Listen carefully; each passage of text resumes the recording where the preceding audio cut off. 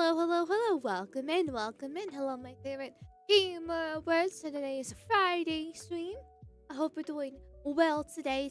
My gamer words. Long time no see.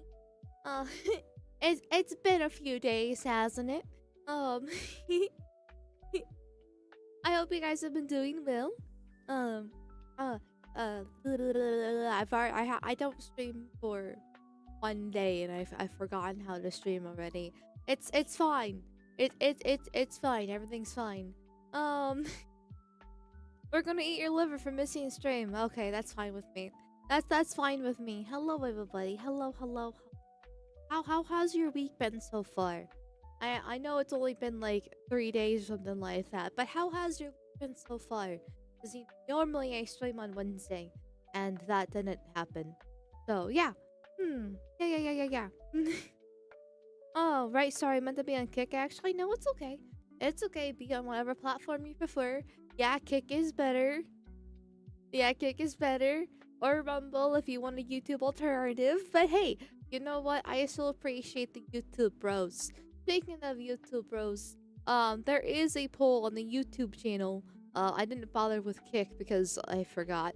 I know I just said Kick bros are better, but I set this up last night when I was getting stream set up. And so I did the YouTube one because I can schedule the YouTube streams out, but I can't schedule for kick streams out. But anyways, in that case, I just forgot to also get the kick one run started. But it's fine. It's fine. Professional streamer at your service. Anyway, there's a poll on the YouTube side of things. So if for like today's stuff, I'll probably do all of the above, both the react and the random topics. But we'll see. It depends on how I feel and how much yapping I do. So, it's been an hour and a half walking through 2 feet of snow and sidewalks across town to visit my grandparents yesterday, so not too bad. I mean, that okay, depending on your perspective, that's either really bad or really good. Because on one hand, that sounds kind of nice, minus the 2 feet of snow. But like walking through the snow, if it's like fresh and white and nice, going outside, touching grass, all that fun stuff, that sounds pretty nice. And walking for an hour and a half is actually not that bad if you're properly bundled up. So, but the 2 feet of snow makes things a little bit difficult. Yeah. Oh, I realized I missed some. I'm moving into my new place. I gotta start getting the furniture and bed in tomorrow. Hell yeah, good for you, Salt. Congrats. Congrats, you're a strong, independent man now. Walking through snow of Cyberborean, true and real. True and real. We demand white pill reparations from the other stream? Oh, that's not happening. I mean, look. Yeah, that's not happening. I mean, there's a gray pill depending on your perspective, and another gray pill also depending on your perspective for like some of the random topics. Other topics, not. I guess there's sort of kind of a white pill. Also, well, gray pill also depending on your perspective. It depends on how much of a doomer you are, and so I can frame it as a good thing, if you wish. But if you're inclined to doom, then yeah, then that's on you, I guess. Which is also typically my position. So being a little bit fake and gay, but it's fine. It's fine. But then the React vid is probably not a white pill. This Hoe Math. I love him on Twitter. I love him on Twitter. I've never actually watched any of his videos before, but I've heard they're good. So, but this was in stream suggestions a while ago now. And I say a while ago, but I mean like 5 days ago or something like that. And I was like, you know what, this looks interesting. I've been wanting to react to a whole math video for a while now. So I'm glad somebody threw an idea because I don't know I don't know where to go to find react videos. I just do whatever you guys tell me. So my tax return just hit, then overtime credits came in clutch this year. Hell yeah, congrats. Yeah. I fed post vicariously through Hoe Math. Honestly, same. At least like I said on Twitter. And in that case, you can be How Math too if you like. Well, I like Hoe Math though. He's trying to rebrand for like Psycho Math now. I think Hoe Math is catchier. I posted a white pill on stream suggestions. Okay, Delta Cross, is it actually a white pill? Because it's coming from you. And it's never a white pill when it's from you. No offense. But everything you post in stream suggestions is just pure fucking Vanta Black. And I'm just like, ugh. Ugh. Ugh. Ugh. That's actually been my mood, right? So I haven't, honestly, in the grand scheme of things, I haven't been that online this week. Like, I stayed offline on Sunday, got enough online on Monday to kind of figure out I was going to do a political stream or game stream, and I said, yeah, now fuck it, I'm doing a game stream on Monday. And then I've been offline the past 3 days until about last night when I was like, okay, for a couple hours, just trying to figure out what to do for this stream. And everything. And so I hopped back online, right? After, like, 3 days of being offline, essentially. And it's just like, you know what? I think I'd rather just stay offline.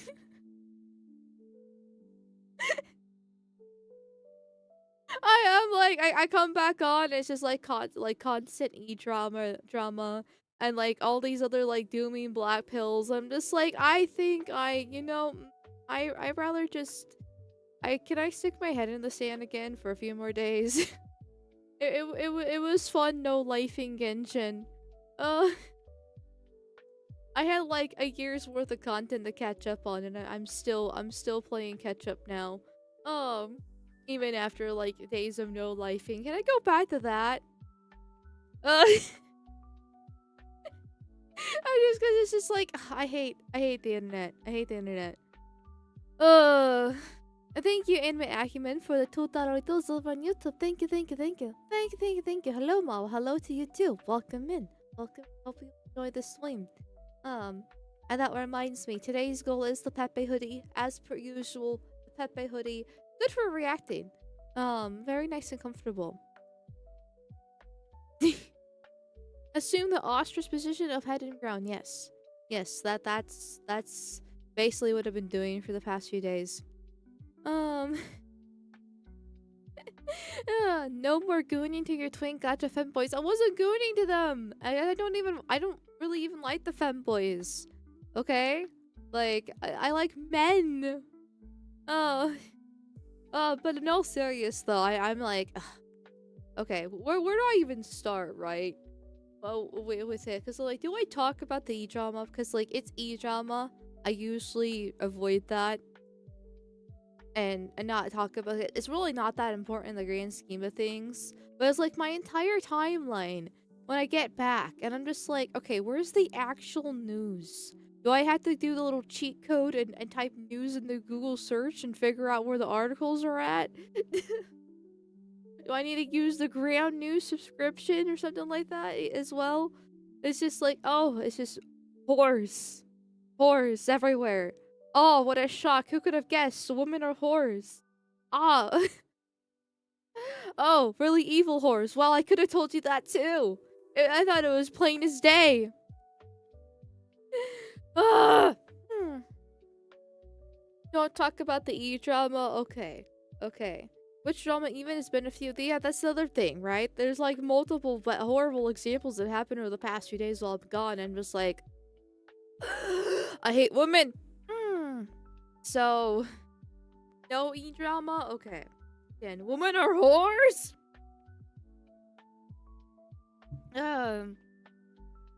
I purge pill. It's a mix of white and black pill. It's kind of over for me, but I still press on for a myriad of reasons.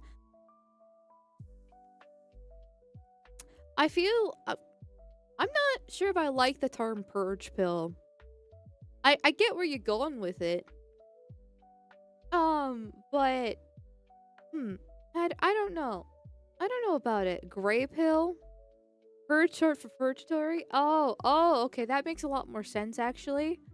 A Vanta gray pill. I was thinking, like, purge as in, like, purging your body of, like, gross things or something like that. Like, You know, so like you take the black pill and then you purge it with the white pill and you try to stick the like the balance in between or something along those lines. But yeah, a gray pill. Ugh. So you're a man? Yes. I have a 12-inch dick that's 3 inches wide while flaccid. Fun fact. Also, I'm 300 pounds in black. Don't ask me how. I'm so beautiful and sexy. Okay, God bless me with these wonderful genes. Like Cindy Sweeney, she's got great genes, right? That's me. That's me. I fucking mog Cindy Sweeney on a fucking daily basis. With my rolls upon rolls, of blackness. Essentially, it's like Phantom Black. That's why I black pill so much. Essentially, so. See, Snow Rainbow Pill? I was like, what do you mean Rainbow Pill? Who's the gay? And I'm like, oh, right, that's the gay. Okay, I remember who the gay is.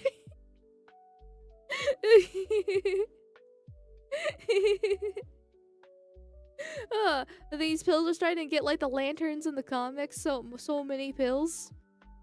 My OG can't be this welfare dependent. Well, little did you know, I'm on Medicare and Medicaid. I'm gonna be on Trump RX soon. Thank you, Eldrick Saka, for the tool that I does. Thank you, thank you, thank you, thank you, thank you, thank you. Islam was right about women. True and real. True and real. I won't get into the E-drama, but I'm seriously, with each... Excuse me. With each passing day, and each passing E-drama, and each passing E-thought that gets exposed for being an E-thought, because that's what all E-thoughts are. If she breathes, she's a thought. It's like, yes, women definitely need the restrictions on them. I feel like this is easy. The entirety of human history and civilizations across the whole entire world, even the Envas have this, okay? Then I think we need to do it. I think we need to do it.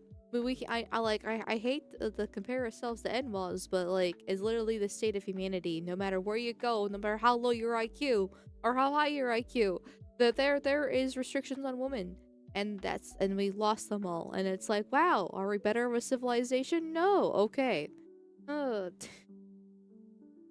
Thank you, Glurgy, for the 500 whoop tokens. Thank you, thank you, thank you. Thank you, thank you, thank you. Just never take the rainbow pill. You never look as good as you think you do in a maid costume with a bulge out in front. Always ends in a rope, too. You know, I refreshed my timeline right before stream, and I saw a picture of Fenster apparently had facial reconstruction surgery. And then I just refreshed the page again. I was like, I don't need to see this dude. Because he is a dude. Oh my god. I can... I can live without this. Is it the Jews? We got Jews already. I'm Oh my it's always god. the Jews. Thank you, Eldrick Saka, for the tool that those. Thank you, thank you, thank you, thank you, thank you, thank you. Little hats create big problems. True and real. I think... Holy Jesus fucking Christ. Holy fuck, dude. Would you like to use this for something? Or were you hoping for me to be shocked? Okay. Sutra Solus, thank you for the fucking 100 shekels. Jesus fucking Christ, my dude. That's a lot of shekels. Did you expect the shock? Because the shocks are for gaming only streams. I can do it to be nice if that was your intent, but at the same time, they're only for gaming and other fun streams.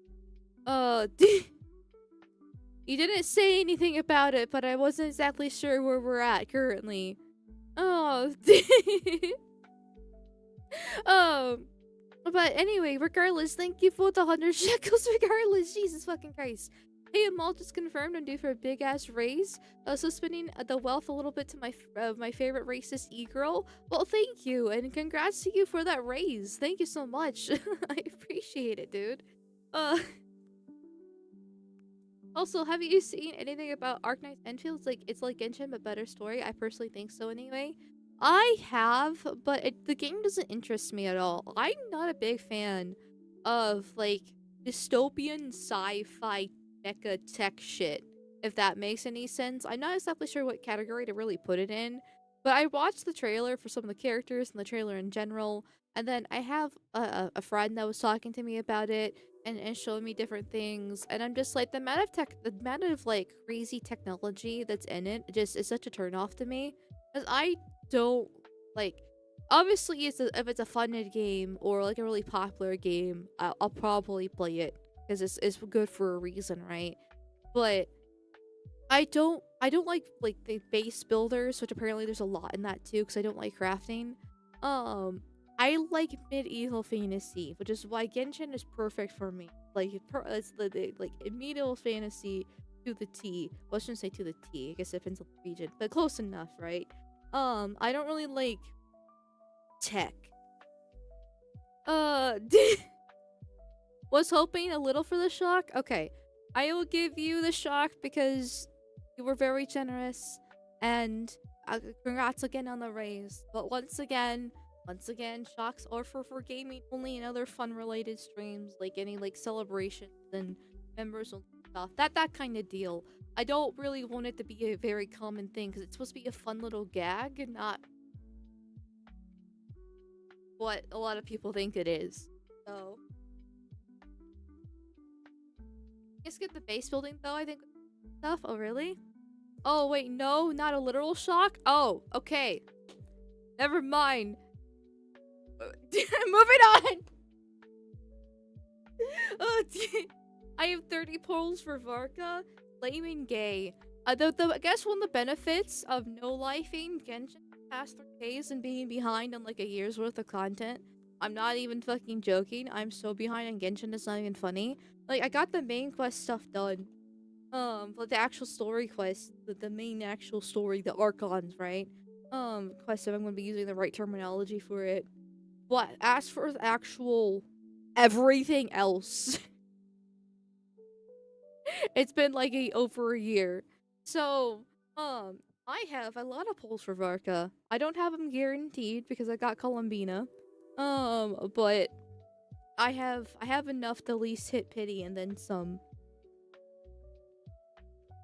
Put towards a horror game like Delta suggested. Well, what horror game do you want? Sutra Soulless. I'll let you pick. We got FNAF and what else other horror game? Silent Hill 2 and Alien Isolation. It's your money, you decide. Uh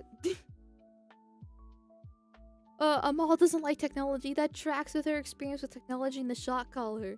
I mean kinda yeah, because I just don't um how do I don't really like things that are too modern in a lot of ways. So Silent Hill 2 then? Okay, I'll put it toward because I'm not playing a game for modernity essentially. I'm playing a game for escapism. And while, obviously let's say Enfield as an example because that's what brought this whole conversation up.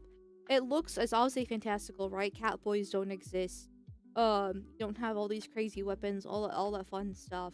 If it's too dystopian, techie sci-fi things where it looks like it could actually happen in the future, not saying Enfield can happen in the future, but once again, just using an example, I'm not interested in it. Well, I wouldn't say not interested, but it's just like I want an experience that I'll never actually have.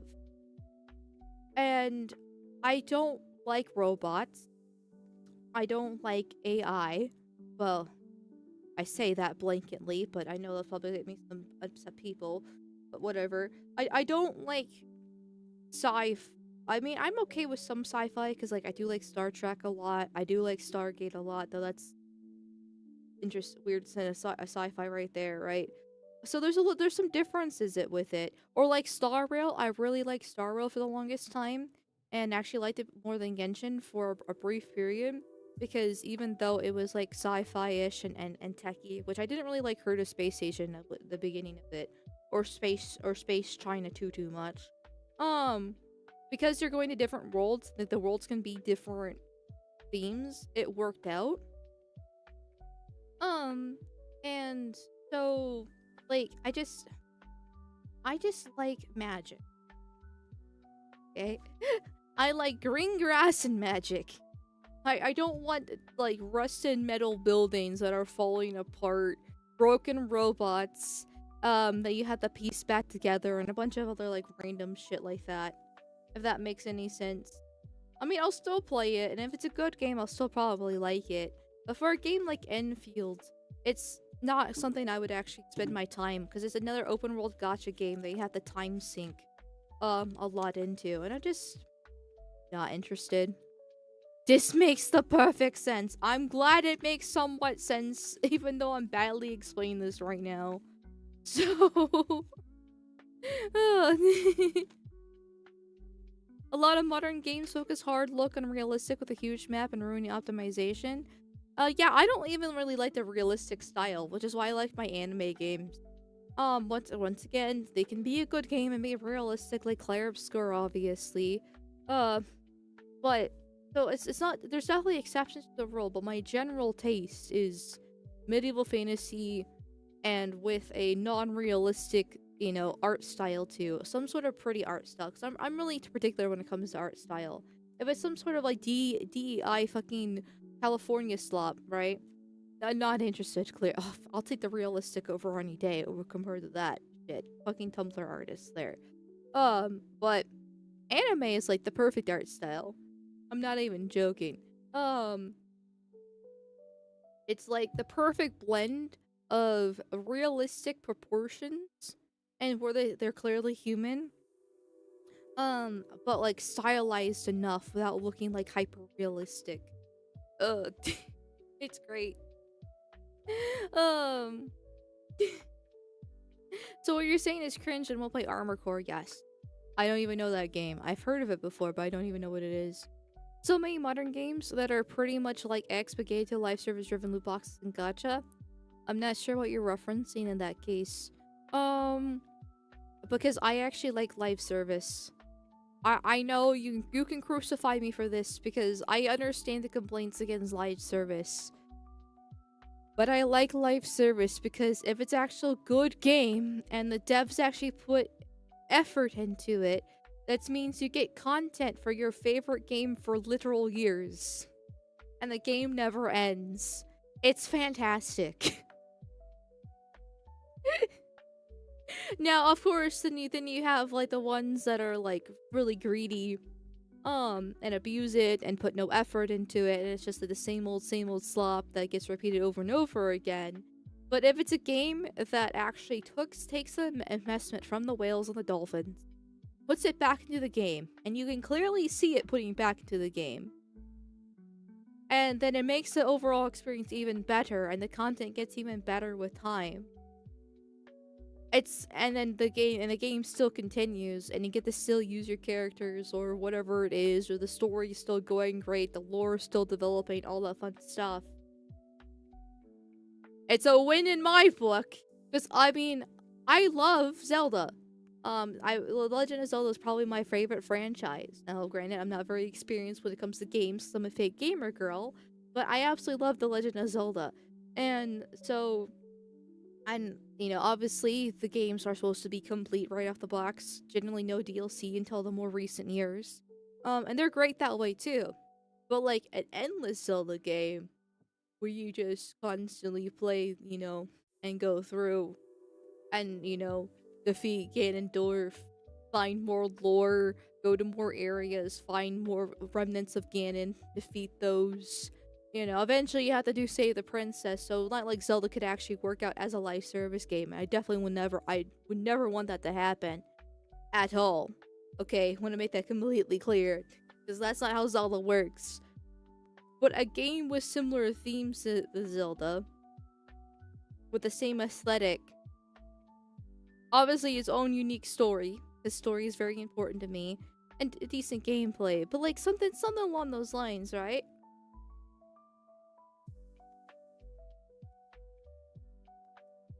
I'm just saying.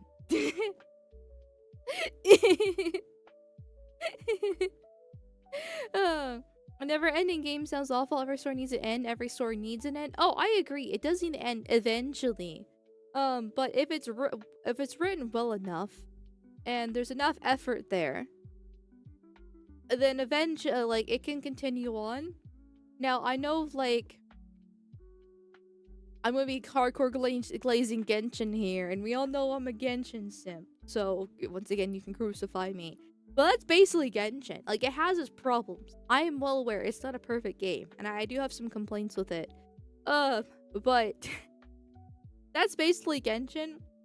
Because from the get-go, I know, like, everybody just looks at it as just, like, the anime gacha game. Less open world and popular.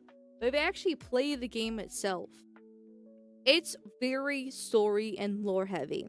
I mean, extremely from the get-go. And this, like, you hop in, and you stop out in you start in Mondstadt, and you go explore around, and you already have, like, you don't know what's going on at all because you just started the game. But as someone who has been playing this game for 5 years now, the amount of build up they've been doing over this time is insane. And this is with, like, the main story and the quests that you do. But there's also books, and I don't even bother reading the books. There's, like, a shit ton of books and scrolls and Easter eggs and hidden areas that you can find while playing the game. And it all tells, like, a massive story. Like, this is clearly something, this is a passion project. At least started out as a passion project by them, where they put a lot of effort into it, to tell a grand story, overall. And, you know, and now over the years, because it has become so popular, and they're working with the Chinese government, and any money I spend is feeding the nuclear program and all the fun stuff, and they're a company, they're trying to make money. There's definitely some complaints to be had since then, over time, but they're still, they're still, you can still see the passion there overall. So, sounds kind of lit, to be honest. It is, like, it's insane. Like, I don't really want to spoil the story, but I also know that nobody's really actually gonna play it, overall. But it also has great themes that I really like too, like the moon. I'm obsessed with the moon. I fucking love the moon. I have moon and star themes on my model for a reason. And, like, the blue colors and stuff like that. And the moon plays a very heavy significance to the Genshin story overall. It has since the beginning. But now it's like, reaching kind of the peak point there. Well, actually, kind of already has with Nodcry. But yeah. In that case, and, like, just fuck.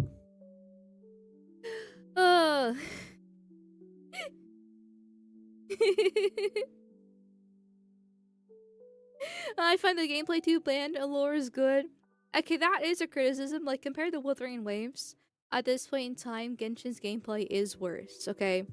Like, but it's not bad, in my opinion. It's simplistic, I won't lie. And it'd be nice if they could update it a little bit, but unfortunately, and this is one of the things that actually got me into the game, was actually the gameplay, because I love elements. I love magic, right? I like elements. And so how the elemental gameplay system works was amazing to me. In that case. But now, 5 years later, and comparing the Wuthering Waves, it's definitely very basic, very simplistic. It still works out in the end. You still need to be kind of careful about, like, your team buildings, combos depending on the character, you know, different things like that. But it's fucking smooth brain compared to Wuthering Waves. In that case. So if you are looking for great gameplay, then Wuthering Waves is actually better than Genshin. But if you're okay with okay gameplay, I don't wanna throw Genshin completely under the bus here. Then Genshin is still good. Elemental system's amazing in my opinion. Yeah, like, it's actually very clever how they did the elemental system. I remember when I first started playing the game and actually, like, getting more in depth within the community and figuring out different stuff, all that fun stuff, right? There is a UI, not UI, IU system, I think that's what it's called. I can't remember the technical term for it. But basically how the elements are applied per character and their different skills and how they react to each other is actually highly mathematical. Um and greatly affects how the gameplay is actually done. Now, of course, when you're just the regular player, you just press buttons and things go burr. But it requires actually heavy calculations from TCers to figure out what the best optimized rotations are, and team building for these characters because of how in-depth the elemental system is. Um, it locks them down because it's really hard for them to expand upon it, and every single region they try their best to do so. But it's easier said than done. But it's actually very clever what they actually did. So. I love Wooba. Latest story arc was amazing, depressing for real for now. I mean, I don't mind Wooba. It's just like, because I do like the gameplay of it, and there are some characters I like. My biggest criticism of Wooba, and this is coming from the wrong perspective, because I'm well aware that I'm not the targeted demographic here, is the lack of male characters. Unironically, if they had more male characters in this game, more than just one token 5-star guy for a year, or well, their equivalent of 5-star, because I know that they use the 5-star system there, I would probably play it a lot more. Because I like my husbandos. I like hot women, and I like cute girls too. Who doesn't? But I need men. And one guy a year is not enough for me. Like, Genshin pissed me off in Natlan when there was only one guy, and I did get that one guy. And now I'm feeding very well in Nodacry, and I'm very happy. And those regards. And there's obviously there's more women than there's men in Genshin, because once again, demographics and who they're appealing to. But I need men.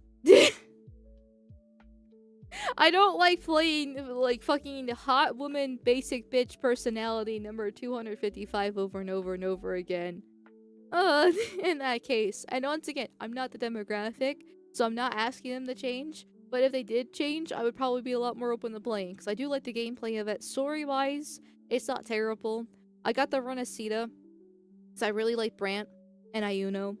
And I did a decent amount with that for a brief period of time, like summer last year or something along those lines. In that case. So, like, the potential's definitely there, but for the amount of time sink again, because I opened the map and I'm so far behind in Withering Waves, just in general, because I really didn't like the beginning area, the 1.0. 1.0 had a lot of fucking issues. I tried sticking through with it, but when I saw the direction I was going with the male characters, and just everything else it had with it, I was just like, okay, I can't stay with it right now. And just like the exploration, because the thing is, I love exploration. Like, that's one of my favorite things to do. That's why I like open world so much, because I love exploring. But I can't put the time sink in for another gacha game that's open world and has a massive story, and I had to do all the exploring as well.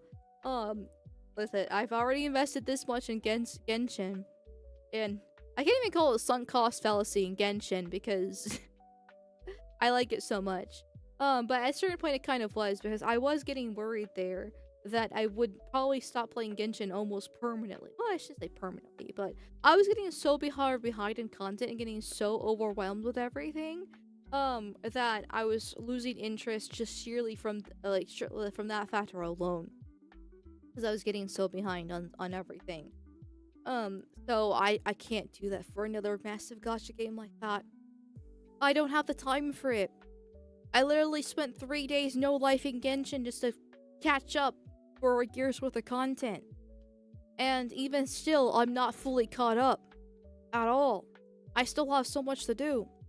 And in it. So, and I know now that I'm back into the grind again, after my little mini break there, I'm probably not going to be able to catch up much.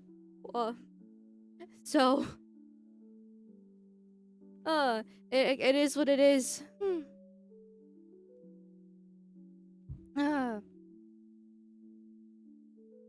One guy here is not enough for me. Amal, February 2026. Yes, true and real. I'm the biggest whore of them all. What little did you know? Little did you know.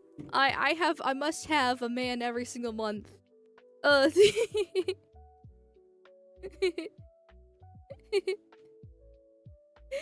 do you remember my Discord comment about homeless people and giving you money, Amal? Hey, listen, it's fine. I'm still behind on content that I have a lot of polls.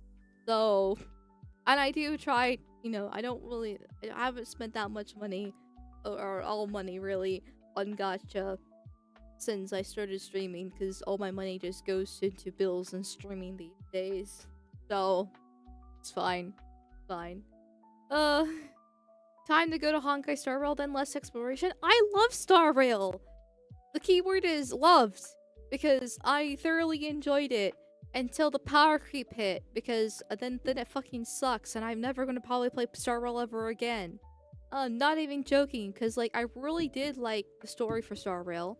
I don't mind. I like turn based with everything, and I love the characters of it. But holy fucking shit, that power creep in the game is insane. Absolutely fucking insane. Because the thing is, when I started streaming, I basically stopped playing games and gacha just in general. As I was full-time job and streaming at the same time.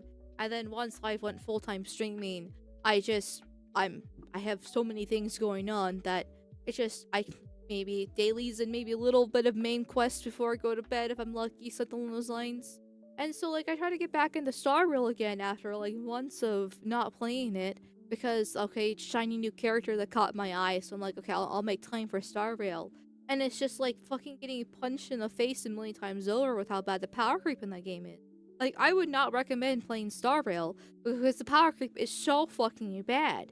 You you get a character and within 6 months they're already fucking power crept. It's absolutely insane. And it's just like fucking hell. I like it's great characters, great story. Gameplay is okay. I mean, this once again is turn based, so you're limited with how much you can really do there. But fuck, I completely skipped a majority of Amphorius. Like I logged in for the Fate collab because I wanted to get Archer and Saber. And then I just logged out. I kid you not. As I'm just like, okay, I got my limited characters, my Fate collab characters, cause I like Archer a lot. And I got Saber just because it's Saber, right? And then I just logged out. I'm not touching this game again. It's so bad. Like I do not recommend playing Star Rail because the power creep is just so bad in that game. And then Zenless is essentially more or less the same way, but fucking hell, it's insane. Sorry. It just actually pisses me off because I really did thoroughly enjoy Star Rail, but you have to be constantly playing, to just catch up with the game and be able to stay with the pace of it with how bad the power creep is. It's so bad. Let me blow my nose. Give me a second.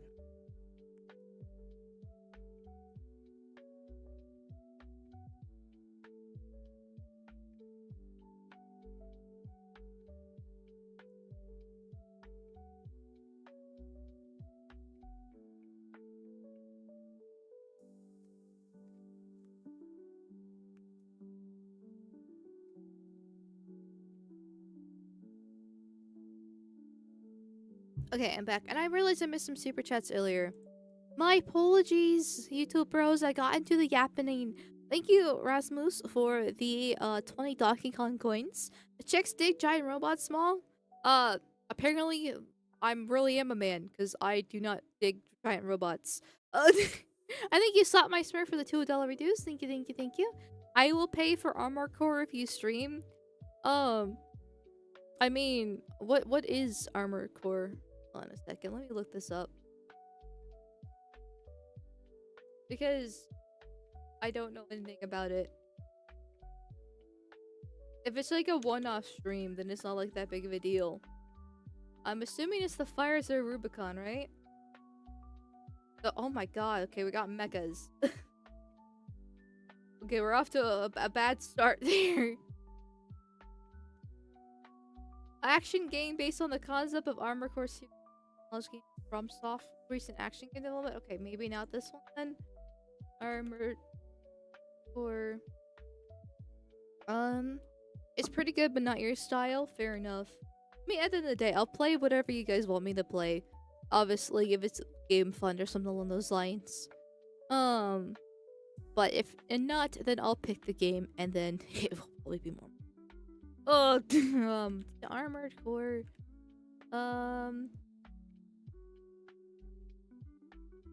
Is it not like on Steam, or is that really just it? Armored Core 6.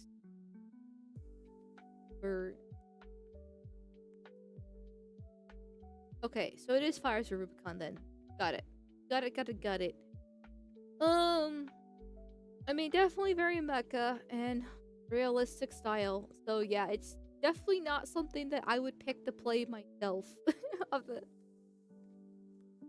That's for sure. That's for sure.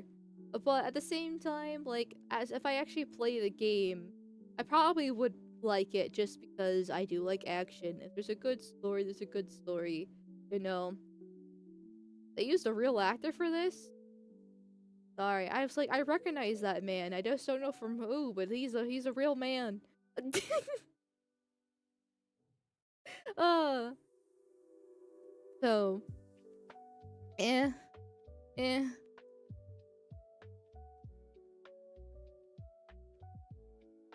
Same guys who made the Soul series in Elden Ring? Oh, okay. I've heard of FromSoft before. I know they're usually pretty good. I just don't know exactly what games they've done before. And I've definitely heard of Dark Souls and Elden Ring, that's for sure. Elden Ring is something I do want to play. I know I'm probably gonna be absolutely terrible at it. It's supposed to be like a Souls-like and it's supposed to be difficult. But it's supposed to be like entry-level Souls-like, so maybe it'll be okay. ASC 6 is on Steam, but Mecha or anything, or Dark Souls isn't anything you would enjoy. I mean, okay, you say the Dark Souls part. Like, between the two of them, I'm more concerned about the Dark Souls, because I can deal with the mecha. If there's a good story, good gameplay, while aesthetically it's not my style, I can probably grow to like it, as the game goes on. Might not be my favorite game of all times, but like, you know, that kind of deal. But it's the Souls-like that really scares me, because if I have to fucking spend 2 hours dying 50,000 times just to have a slight chance of being the boss, that is not fun for me. At all. And if that's every single boss, then it's definitely not fun for me.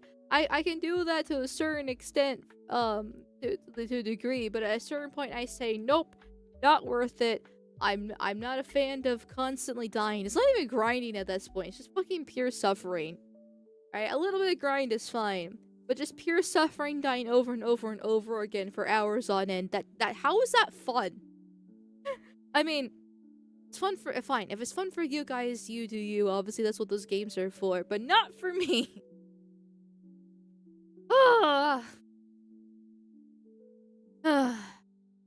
It's pretty brutal for a Taurus, like, you're not gonna lie. Okay, so probably not the best for me then.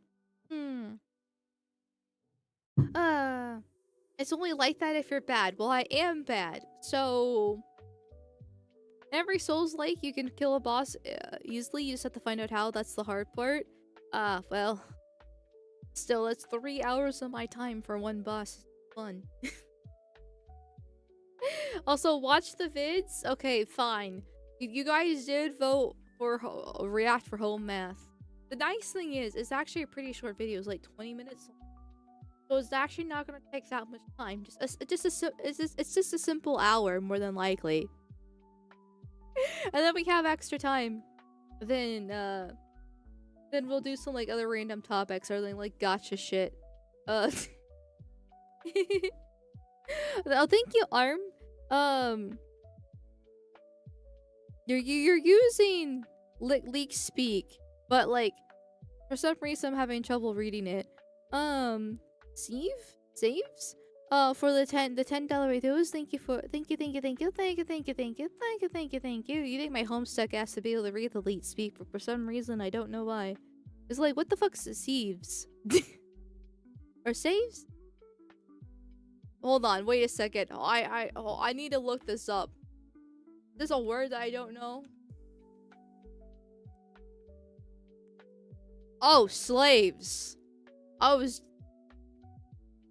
armed slaves. Okay, for some reason I thought the one was an I instead of an L. Okay, I'm retarded. Anyway, thank you for the $2 and $10 reduce. It's a lot tougher than normal Dark Souls because you have big bad boss, but you can customize your mechs and numbers, and mid-max with switch play. It's not for mid to casual play. Oh, min-maxing? Oh, I'm gonna kill myself.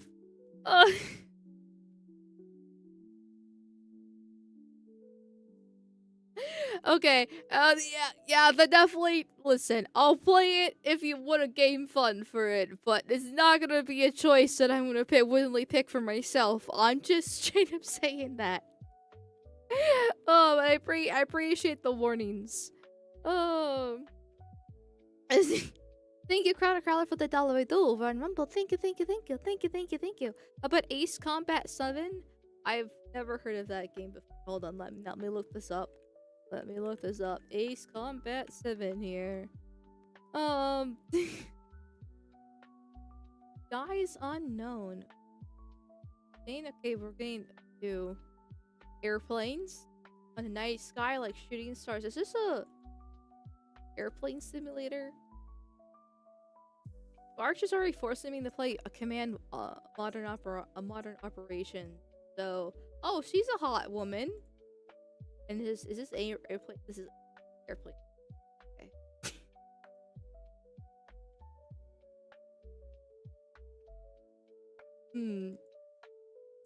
Not my cup of tea.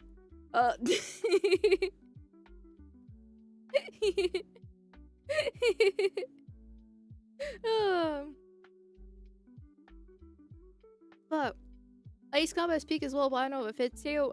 Yeah, not particularly. I probably would play it and enjoy it.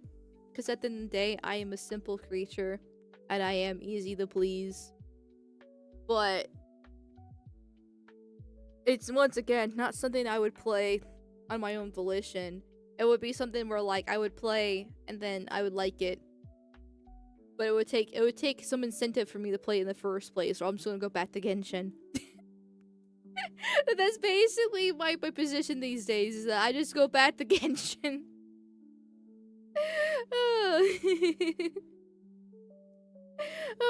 It'd be funny to see them all trying to fly a plane.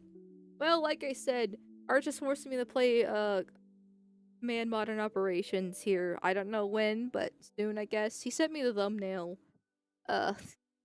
So that's gonna be happening sometime, and I don't want to do it.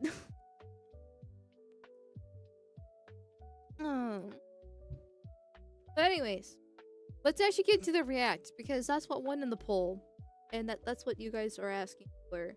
Oh, I don't know. Okay, well, apparently I'm starting the video. Okay, let me turn the background music and all the fun stuff off. I didn't mean to do that, but I did it anyway, so it works out. I need to shut up, and I need to react to that. So also, you have crap taste. I know, and I love it. I love eating shit. Video is muted. Hold on. Wait a second.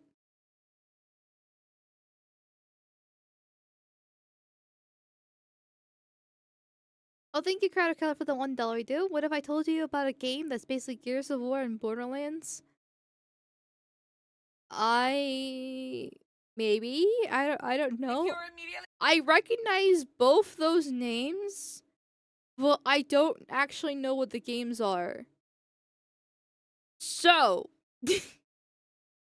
you can try, but no possibilities. I'm just gonna keep on playing.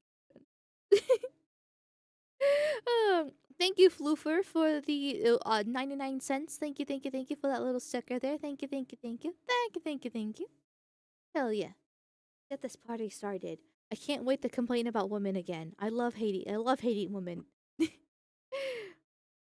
If you're immediately reprimanding instead of listening and understanding, if you're offended by people's lived experiences, you're the problem. Oh!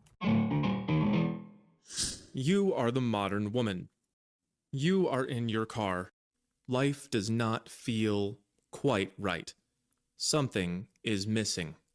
You check the mirror to make sure it's not your meticulously applied makeup. It's not. You look fabulous. You are the modern woman, and you have an urge you can't quite put into words.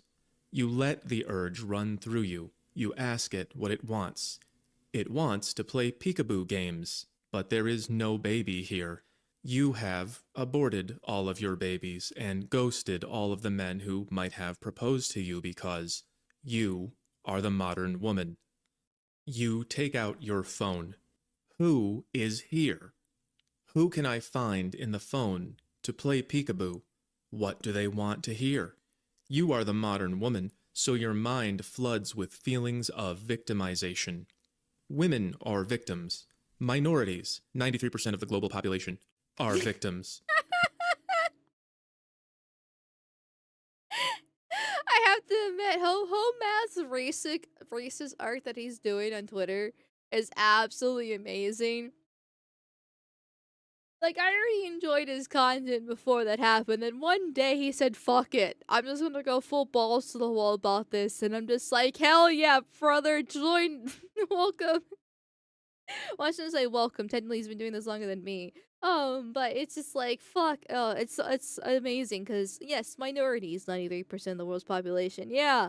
Yeah, nice little faint reminder that no matter how bad it gets, no matter how bad women are, you still need to reproduce with them, and it fucking sucks. Like, it actually fucking sucks. I would love to be like, yeah, MGTOW, let's go. Fuck. I would fully support MGTOW if it wasn't for the fact that you actually need to have sex with women to reproduce. It's unfortunate. The phone wants to hear about how much you love victims, and it wants to hear this as if it's the baby you refused to have. You are the modern woman, so you recall a children's song and you change the words to show that you know how bad white people are, and men, and white men. You sing your victimhood nursery rhyme into your phone. Or offended by minorities talking about their lived experiences, you're the problem. If you're offended by women saying they're afraid of men, you're the problem. If you're immediately reprimanding instead of listening and understanding, if you're offended by people's lived experiences, you're the problem. Oh! You clap your hands. You make ugly faces. You roll You got them bird hands, boys. You better run for it. your eyes. You hit him with the double henpeck bird Oh hand. no! Of course he points it out. Of course he points it out. Uh, I can fix her. I mean, she is pretty. I mean, she's obviously wearing a lot of makeup. But she is pretty nonetheless. Even without the makeup, she's still, well, probably dyed blonde. But she's got the blue eyes. She's white. So, like, at the end of the day, like I said, I would fully support MGTOW if it wasn't for the fact you need to reproduce with women, to continue the white race. But alas, we're at this point because it is important to remember that these these women, they are very pretty, and they have been propagandized their whole entire life to hate themselves, to hate men, and to love, minorities, 93% of the world population, right? Like, and so it's been programmed into them literally from birth, from the day that they're born until you see their TikTok videos. They have been propagandized, thanks to tiny little hats and other fun factors, to promote this fucking bullshit. And to go to college, to become sluts, uh, to not give a shit about men, to think that they deserve the whole entire world, everything else in between with it. And it's really sad and tragic because this is not how women are supposed to be. And they are victims of society. They are 100% victims. And so it requires, unfortunately, men, and it is mostly men's responsibility to fix this, to restabilize the society, to repeal the 19th, to take away their credit cards, and to lock them in cages and not let them go out. Like that is what's necessary to fix things, and only men are strong enough, since they are the dominant sex, they are the strongest sex, literally, physically, and they are the leaders to be able to do so. Obviously, it's nice having women point out the problems within women, but at the end of the day, they are still women nonetheless, and they don't. Women should not be in positions of power. So, and it sucks. also, also, no matter how good a woman sounds and acts, she is still a product of modern society, so she probably still has some sins, has been tainted in some way, shape, or form with how things are. Or that be a body count, or was a leftist 10 years ago, or something else along those lines in some case, shape, or form. Something, right? Or maybe they're not based enough because, they just like, oh yeah, women shouldn't act this way because, oh, they're bitches, but they won't dare say anything against, being racist or whatever the case is. Right? There's gonna be some sort of problem with women because that's how women are. They're easily led astray. They're easily manipulated. There's a reason why Orwell said to go after the women and children first, because, well, that's what the state does. That's what the propaganda does. They're emotional. They use their empathy for literally every reason other than for themselves and their actual families. It's a massive problem at the end of the day that needs to be fixed. It has to be fixed for civilization to continue. And it's not going to happen overnight, and it's not going to be easy at all. So, ugh. But and it sucks because, like I said, she is pretty. She should be having kids. She should be singing the little nursery rhyme to her kids, the actual full version to them instead. But now she's sitting in her car, working in Jude daycare, having the bird hands out, and uh, just and making these horrible TikTok videos for the world to see. It's actually quite tragic when you think about it. But here we are. Ugh. Special. The old one, too. You upload the documentation of your hysterical phantom pregnancy meltdown into the glossy black void, and you wait. Someone likes you. Someone loves you. Someone has paid attention to you. Yeah. You are the modern woman, and this is the happiest that you will ever be. Modern liberal white women are not okay. They have changed into something called the awful. That's affluent white female urban liberal.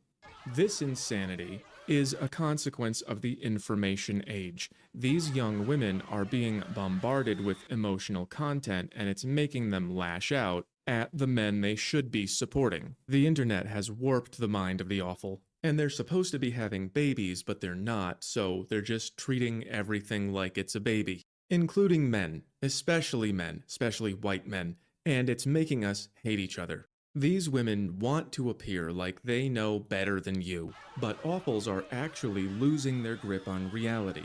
They don't even know what their feelings are telling them to do. This one is teaching Uncle Mark how to respect pronouns, even though Uncle Mark isn't listening, he's not on TikTok, and this is what she sounds like. Nope. They are telling you who they are. You just need to use your listening ears, friend. Uncle Mark was probably in Vietnam. God. Sorry, her voice was so bad. I mean, it makes sense because the title literally is called Baby Talk. But it's just so frustrating. Yes, dear.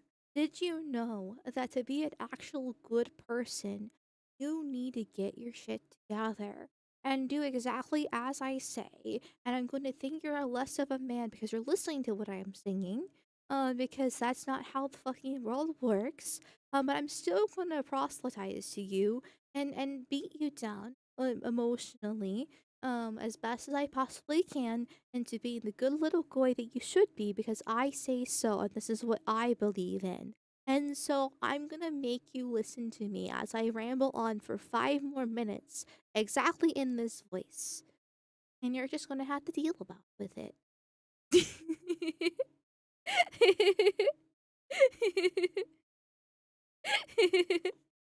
Oh. Fucking hell.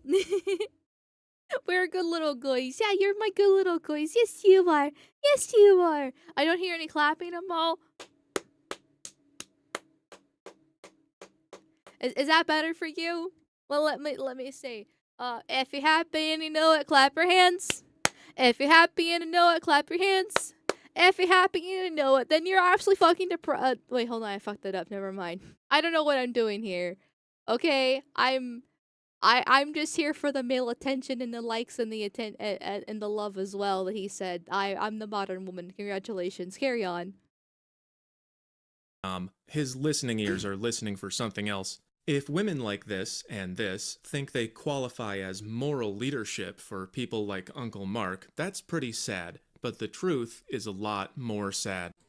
This beaver was born in captivity. He has never been in a river, but he's building a dam out of whatever he can find. I remember this video. Okay, sorry. I saw this video months ago on Twitter, and I'm just like, and then I didn't quote tweet it, but I think I like made a random other post about it, basically saying that I can't believe a beaver made me even more racist. Because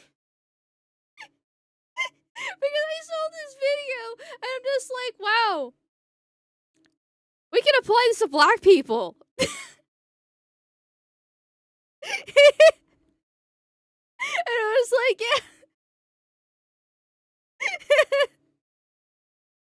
It's like, it's just a cute little beaver. But like, we can just apply this to black people.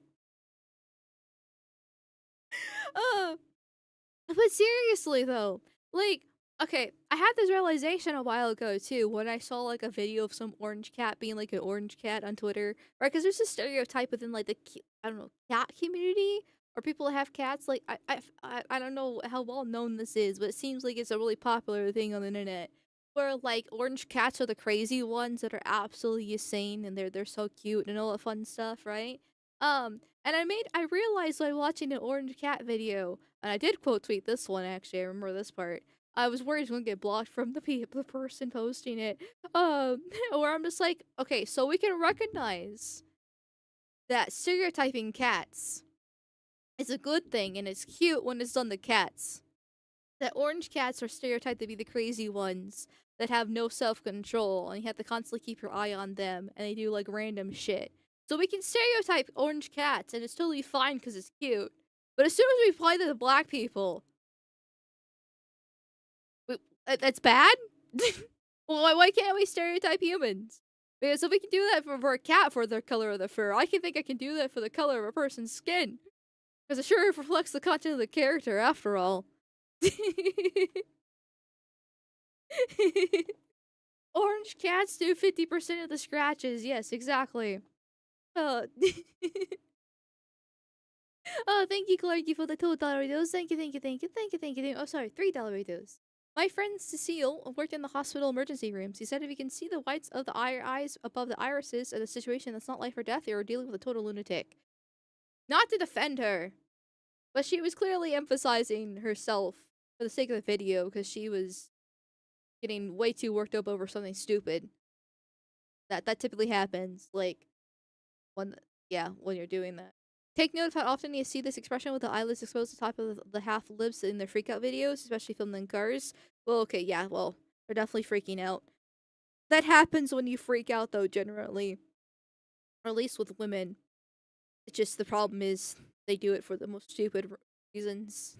Thank you, Slaxon, for the $2 videos. Thank you, thank you, thank you. How long till the military coup? Never. For legal reasons. Anime Acumen, thank you for the $2 videos. She got the seal clapping. Hell yeah. Which, by the way, I saw some people in chat being like, that was not your hands. And it was, in fact, my hands. These are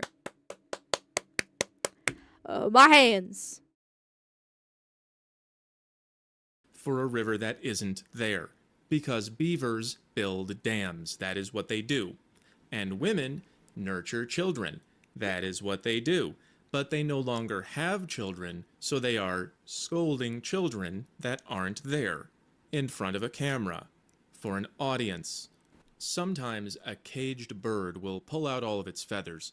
Captive lions or bears sometimes walk in little circles all day. A bird in a cage has a beak it's not using. It's gotta peck something, A bear in a cage has feet it's not using. It's gotta walk somewhere. And modern women have mother instincts that they're not using. They have to mother something. The beaver made a dam out of SpongeBob because that's the closest thing there was to a stick. The bear walks back and forth because that's the only place there is to walk. And awfuls, affluent white female urban liberals, lecture us like we're babies because we're the only thing in their lives they're allowed to talk down to. Modern women grew up surrounded by images of pathetic men who need to be corrected by the women in their lives, and then they went out into the real world and found that white men were at the bottom of the status hierarchy for some reason. The reason remains a spooky mystery.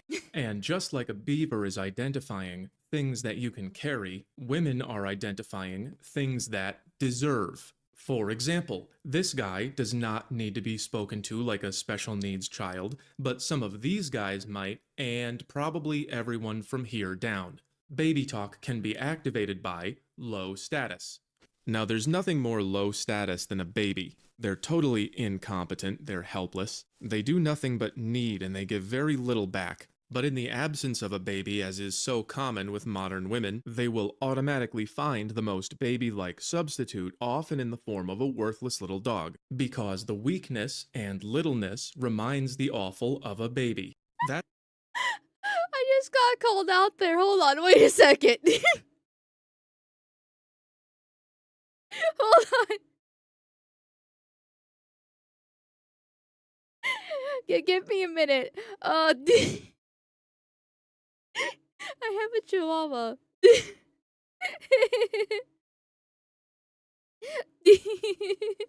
If the shoe fits, god damn it.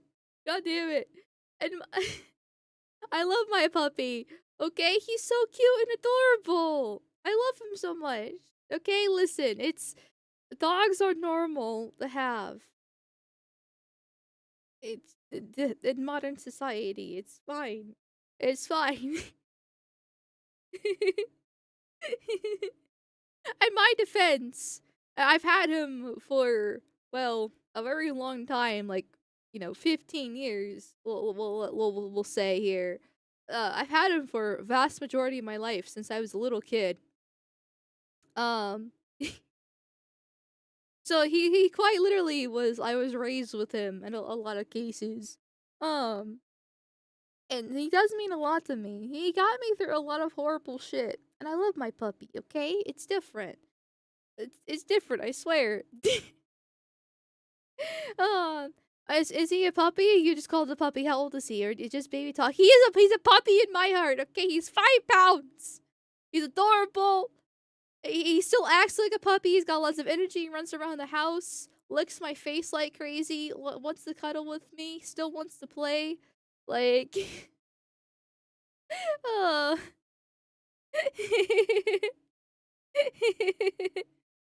Yeah, baby talk. Fuck you.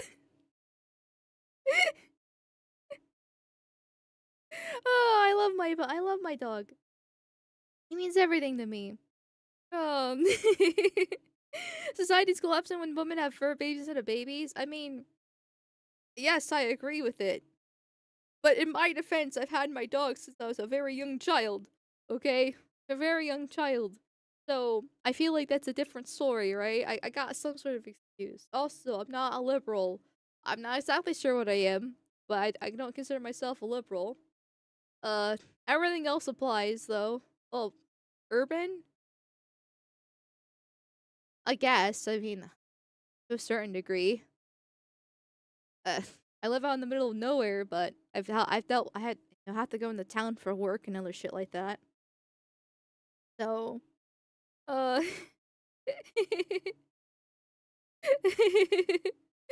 uh, so, uh, the dog's simply not a pet at this point. Thank you, thank you, thank you, thank you. Like he means like I mean I raised him myself. Like my parents gave him to me to be my responsibility when because I was young. My dad helped me out with like the basics. But they made it very clear that taking care of the dog was my responsibility because I wanted him so badly, and I was more than happy to take it on. And so once my dad, taught me like the basics of how to train a dog, I just went with it. And he's a really well trained dog. He's actually he's very well, especially for being a Chihuahua, because obviously stereotypes exist for a reason, right? Well, I managed to make the exception. What can I say? Uh, and that's what I did. So I'm very proud of him actually, and I love him very very much. And that's all that matters. Okay, fuck you. That's why it's so important for the media to convince the awful that you are worthless and little. This is emotional programming. A woman knows by instinct how to treat someone who is above her in status and someone who is beneath her. The baby instinct goes down towards people or dogs that are powerless, helpless, or misguided, and she treats them like children who deserve equal snacks. And thanks to the media, the awful believes that no one is more misguided than white men, and no one is more deserving than everyone else. This is why they constantly vote for equality. They see you not as a man, but as the bad baby stealing snacks from the good baby, so they vote to steal snacks from you to hand out to all the victims who deserve, just like this guy. This is Stop! Okay, despite me freaking out over the fact he keeps on using a Chihuahua as a reference example, okay, it's fine. Uh, this is why I what I said earlier about women being propagandized is very important. I know some people don't really like it when I say that it's men's responsibility to fix this because it takes accountability and responsibility away from women. But that's the whole entire point. Because when you put women in positions of power, they thoroughly abuse it. They don't actually know how to utilize it, and they let their emotions control them. It's very clearly shown in like politics alone, or ND VTubers, or just women in general in Jew daycare. You can see in the workplace, right? As soon as like women aren't meant to be in power, they're meant to be at home raising their child because that's what they're meant to do. Like once they hit 18 for legal reasons, to like 25, that's their baby making ages. They're supposed to be having kids. You're supposed to just breed with them, fuck them a ton, make them pop out a shit ton of kids. Because back in the day, they used to have like 10 kids on average. Half of them would die, but still, there would still be like 10 kids there. That was their job to carry for 9 months because it's not an easy process. Obviously, they would do some things, right? Like taking care of the house, working in the fields. They were completely had zero responsibility, whatever, but they had their role. They had the natural woman role that they're supposed to have. Because it's once again biological instinct, as he points out, which is mostly raising kids and homemaking and those bases. They're not supposed to be in power, and you're not going to actually get responsibility and accountability from them because that goes completely against their nature. It's not. This simply just not how it works. Uh, and every once in a while you might find a woman who can, but even still, it's either a facade, or very limited because what she really wants is just a man to control her. And no, I'm not saying this projection because of my rape fantasy, though 80% of women have that roughly. So what can I say? It's in part and parcel. But everything he's saying there is completely true, right? She knows how to treat men with worthy respect, but when everyone's equal, at least when are not actually equal. And the men are working the same jobs as her, or actually lesser jobs than her, because of how the system's set up to disenfranchise white men specifically. So she doesn't respect them. She's not gonna have kids with them. She's on birth control. She's being whored out like fucking crazy. Has a double-digit body count, and all these other problems that basically destroy civilization. The only way to fix that is through brute force, and that's what men have to do. It's not gonna be the women. They're not incentivized to fix this at all. They might have super high cases of depression. They're clearly projecting their baby fantasies, as he's saying, through TikTok in these cases, but they're not. They can't recognize it because this is literally all they've known their entire life. Is to from the day that they're born, they're taught to be a girl boss, to be whatever you want to be. Be a lawyer, be a doctor, all that fun stuff. Never to actually just be a mom. That's completely thrown out the window. If you're a stay-at-home mom, you're looked down upon as weak and lazy, even though raising kids is actually quite difficult, which is why daycare is so fucking expensive. Uh, Granted, also the demand problem too, but still, in those cases. And then you're forced to go to college, you're forced to go to school just in general for things that you don't need, and you're forced to waste all your entirety of your youth, your baby making years, your prime years, being ran through and for a useless degree that you're in thousands upon $1,000 in debt for, just to steal jobs from men that men are supposed to be having to actually provide in the first place. Women are the main targets here, and they're still victims in the same system as men are. It's just that they're the catalysts of all the problems, right? Like men, I don't want to say women most affected in this case, because obviously these problems then get laid upon men and creates problems for men, which is why we see the issues within the dating scene as they do. But both sides are greatly affected with how modern society has been built up ever since the 60s, roughly, in the civil rights, and it fucking sucks. But the women have been the ones that have been targeted the worst, have been attacked the most. They are victims as well as the perpetrators because they literally know nothing else. Because they're put on birth control at age like 14, 15, and 16. As soon as they get their period, they're immediately fucking put on this shit. Do you know that thing has a long-term side effect? When they're going through puberty, giving them fake fucking hormones like that, making their body think they're pregnant, and doesn't make them absolutely insane. Like the amount of issues that they've been, like, amount of things that they purposely targeted women because women are the weaker sex to make society as a whole worse is insane. Men, for the most part, are just dealing with the consequences of the woman being targeted. And it sucks for men. Men definitely have the short end of the stick because of it. But they're using women as the weapon. So now you hate white women, right? Now you have like people like Asmongold saying that white women are the problem. It's not white women that are the problem. One, a lot of the women that are the problem are actually small little hats. And two is once again they're still victims in the same society because you can't just like cast aside white women just because they're making TikTok videos like this and being like full blown liberals in this case. It requires fixing because if you completely cast them aside and go become a rice burner, then the white race dies. And white race is literally what built civilization. So what are we gonna do? It's a fucking shit sandwich, obviously. And like I said in the beginning of the stream or beginning of the video, like if I would support MGTOW if it didn't mean the white race dying, because I completely understand the sentiment for it. But it's either you go your own way and society dies, or we live through the hard times. Like every generation's always had all their problems. Like your ancestors fought wars and famine and just endless death, horrible circumstances, no AC, no proper food control. With they did live in families that had 10 kids, and then they were one of the 5 that survived. All those other stuff. Your ancestors have been through absolute terrible times, absolute horrible times to lead to where you are today as a person, and a ton of sacrifice on their part.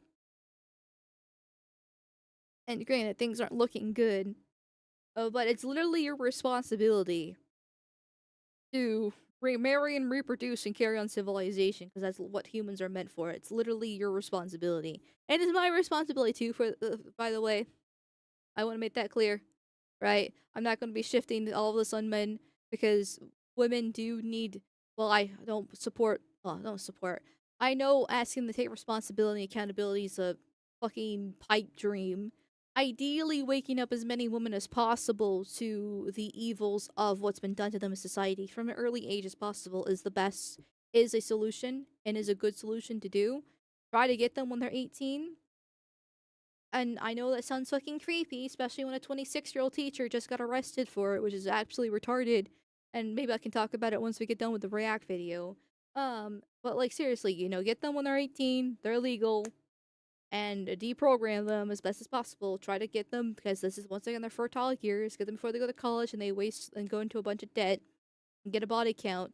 They probably are not a virgin at 18 because that's just how bad the situation is. But it's one of those L's you gotta have fucking take. and then just try to reach the woman as best as possible as a whole and be like, hey, you see all these women that are like twice your age now that are 40 years old and cat ladies and bitching and moaning and super unhappy? Look at the depression rates, look at all this fun stuff. How about you don't do that? How about you do the opposite of that?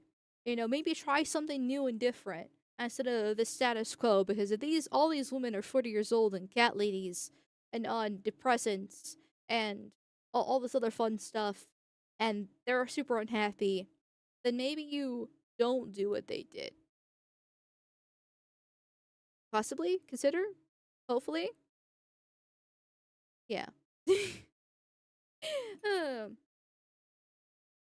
so that's it's not gonna be an easy task, but thankfully the online right seems to be growing, and hopefully with time, and women do like to follow and do the popular thing. So hopefully with time, more women would do it, even if they do it as a grift. Granted, if they do it as a grift, that means they're not really doing it in real life themselves, which is a different story.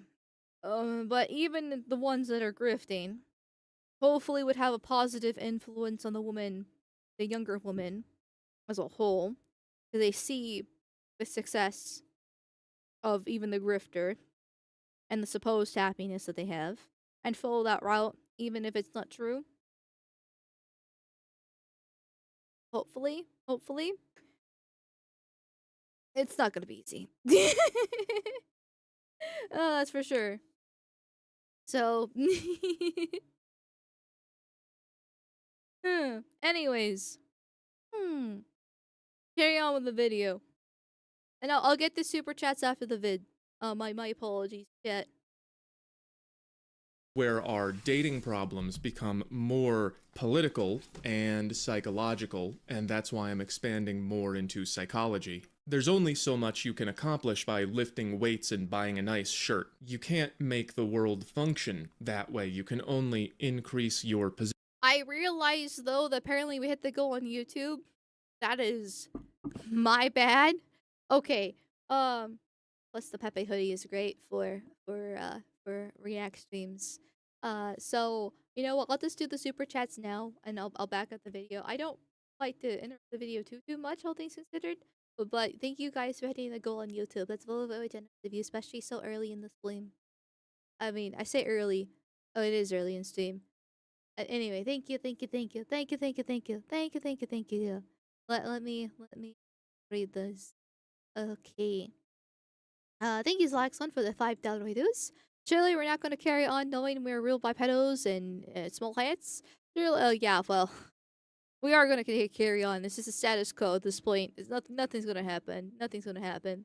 Thank you, Anime Acumen, for the $5 reduce. Thank you. If you ever want to look for a house, you should use the website Peace and Quiet. Yes, I was actually going to show that on stream today if there was time. I have lots of bunch of like random small topics. And that was one of the things. I thought about talking about it on Monday, actually, but then I made it a game stream.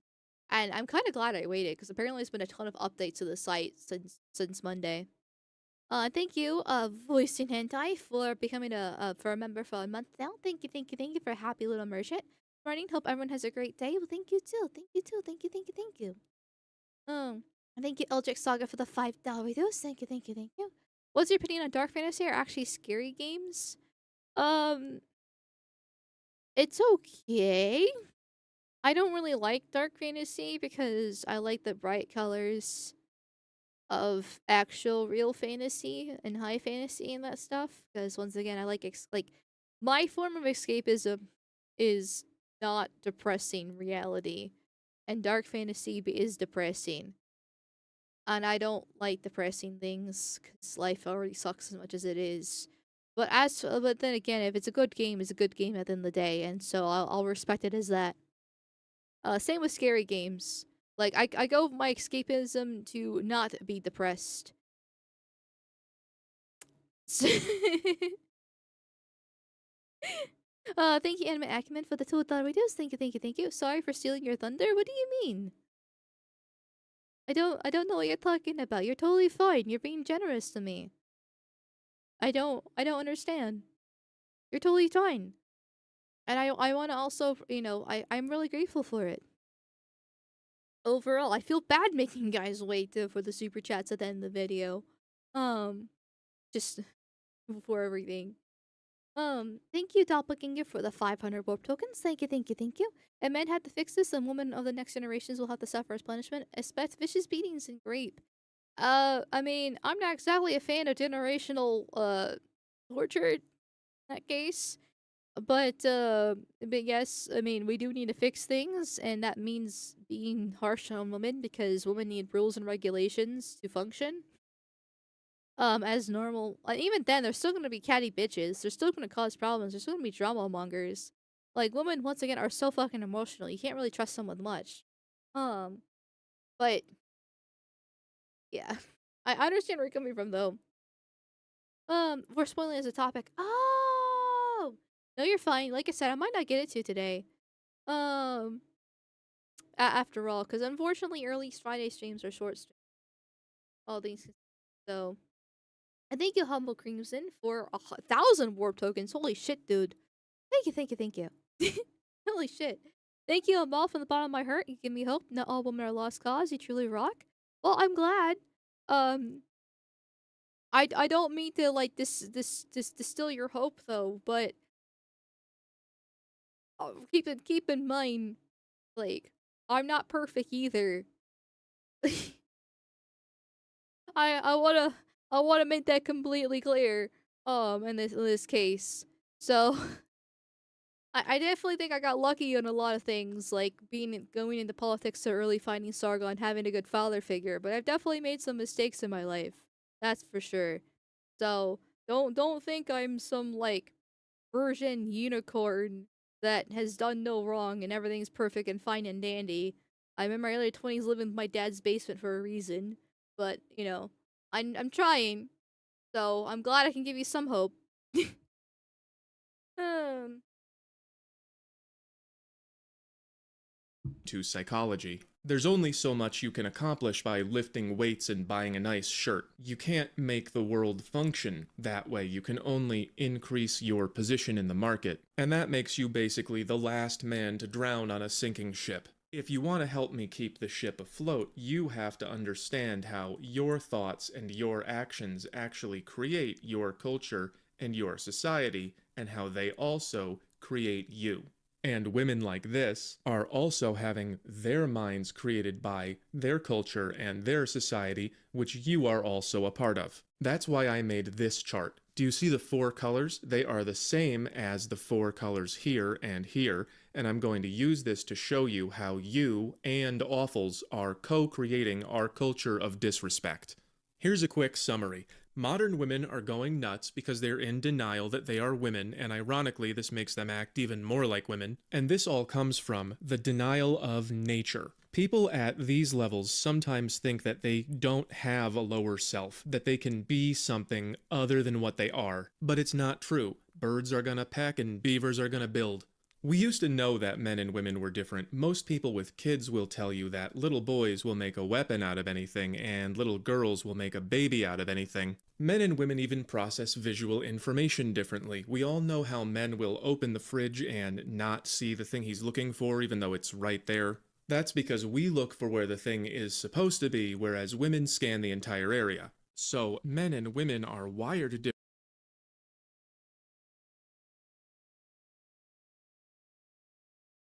Listen, not to do the meme where like the average height of a woman's 5'3", but I'm 5'9". Not to do that meme, but really that's a male thing? Hold on, wait a second. This is how I'm exposed as actually a man with a voice changer for real this time. Cause I'm like, I organize the fridge. And so I know where everything's at when I open the door. Isn't that normal? To just organize the fridge so everything's in a specific place so you just open the door and grab it where it's supposed to be? Like, isn't that what it is? I immediately look where it's supposed to be and then I'm like, where the fuck is it? And then I like look up and down being like, okay, where the hell did my dad move it this time? What? What? I didn't know that was a thing, like a woman thing or a male thing. I just did it. So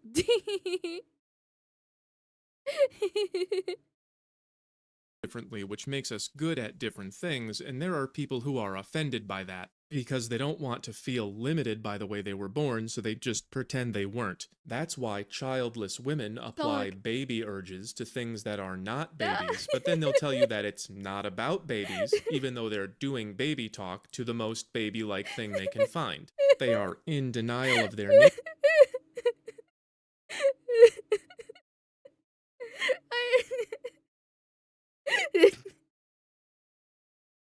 I can't get over the dog.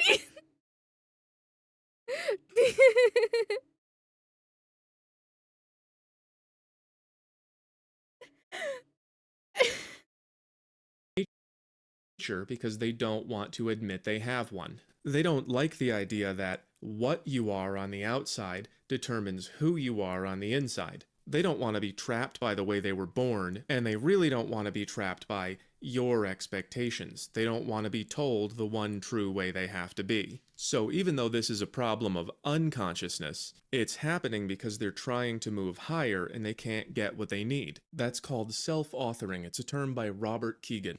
Listen again. We use the names that people tell us. That means I say who I am, not you. That's self-authoring. And that means I don't want to be told who I am anymore. I don't want to be forced to conform. I want it to be all up to me. She's just using pronoun people as an excuse. The problem is, when she says I am who I say I am, They are telling you who they are. You just need to use your listening ears, friend. she's not using her listening ears when we say who we are. This is also how you can tell who the bad guy is. She is making demands of you, but your demands are not her problem. She also looks like a beluga whale, and ugly people tend to be evil. So even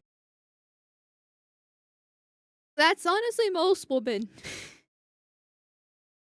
Sadly, with the whole, well, her problems are the biggest thing in the world, but your problems don't matter. It's just, I feel like this is a natural state of women. I can't tell if that's a modern woman thing or just actual, like, straight up woman thing.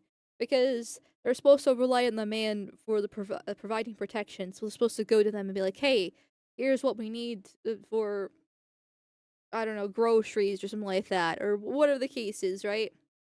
Something along those lines. And so that's why her problems are always the biggest thing, because it's supposed to be what her and the family needs, and then the man's just supposed to deal with it. Or it's really, it's a modern woman thing where women are just absolutely just fucking bitches in general, and they can't even empathize with their own, like, husbands anymore. The lines are so blurred. I can't tell. So though she doesn't know it, what she's saying here is everybody has the right to choose their own identity and to be included, except for you, because you are a socially acceptable punching bag. This is a typical moral failure that shows up at about the 6th level of consciousness. I call it false enlightenment, and it sounds like this. All the different ways of thinking from all the people in all the world are all equally valid. And if you don't agree with that way of thinking, you're the devil. You can be any way you want to be as long as it's just this specific way and none of these. So level 6 wants to understand everyone and include everyone and be included, but then you can't include anybody who wants to have things their own way. And that's most of the world. Recently, I can't stand this mentality. I can't fucking stand this whole, like, everyone's equal. We all must get along, sing, hold hands, sing kumbaya, and you have to include them all. Because if you include everybody, then it's for no one at the end of the day. And for mass tolerance, you actually do need to do a little bit of intolerance, because if you let everybody in, then it's just gonna cause a bunch of huge fucking messes. Why multiculturalism doesn't work is people don't get along. You don't even get along with their family, right? Like, on the day-to-day basis. Most of the time you're fine with your family. But, like, I don't know, once a week there's an argument or something like that. I don't know. It depends, I guess, your overall relationship with that kind of stuff. But my point is, there's always some sort of contention that gets brought up at some point in time. Even though you're family and you're supposed to be super close and you love each other, because that's just how humans work. You're not going to get along with everybody all times.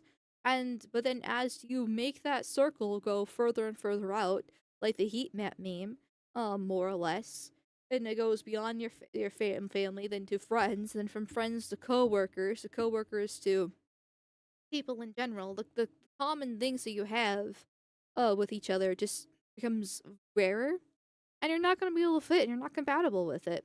It's just basic fucking logic, and most people can actually apply this to some little things. Like I mentioned, like the orange cat earlier, and he references the beaver. You can we can apply stereotypes for cute little animals because they're cute little animals. But as soon as they get applied to humans, oh no, it's so bad. Well, the same thing when it comes to mixing and matching. You know that you know you can't wear navy blue and black together because it doesn't work. It doesn't look well. You can't mix and match those. You can't trying to show examples here. You can't put um I don't know, lemons with in your chili. Like you can't combine those. I'm just trying to think of like random examples of like really small, mundane, stupid shit. Or you're not supposed to mix things because they're not compatible and they don't work. We can do this on a logical level for very basic small stuff, but as soon as it gets applied to humans on the grander scale, it goes out the fucking window here. Um, and it's insane, but because we have this whole false idea that everyone actually is equal when we're not. You're not even equal to yourself on the same day or much less a different day. It's absolutely retarded, but a lot of people do have that mentality just because once again they've been propagandized to have that because racism bad, sexism bad, transphobia bad. Reality is just natural. White American girl tried to do this to the entire Muslim world. Listen to this. If you are a Muslim who is transphobic and homophobic, not only are you contributing to the mass killing of LGBTQ people, you are also contributing to the Muslim genocide by giving ammunition to Zionists and other Islamophobes. Imagine lecturing these people about trans rights. And imagine thinking there's a Muslim genocide when the population is shooting straight up. But for the awful, facts do not matter. All that matters is these are her puppies and they need love. They're minor. They're minorities. I mean, if you look only at white countries, they're minorities. The poor babies. It doesn't make any sense, but that's why we don't look to TikTok car girls for moral guidance.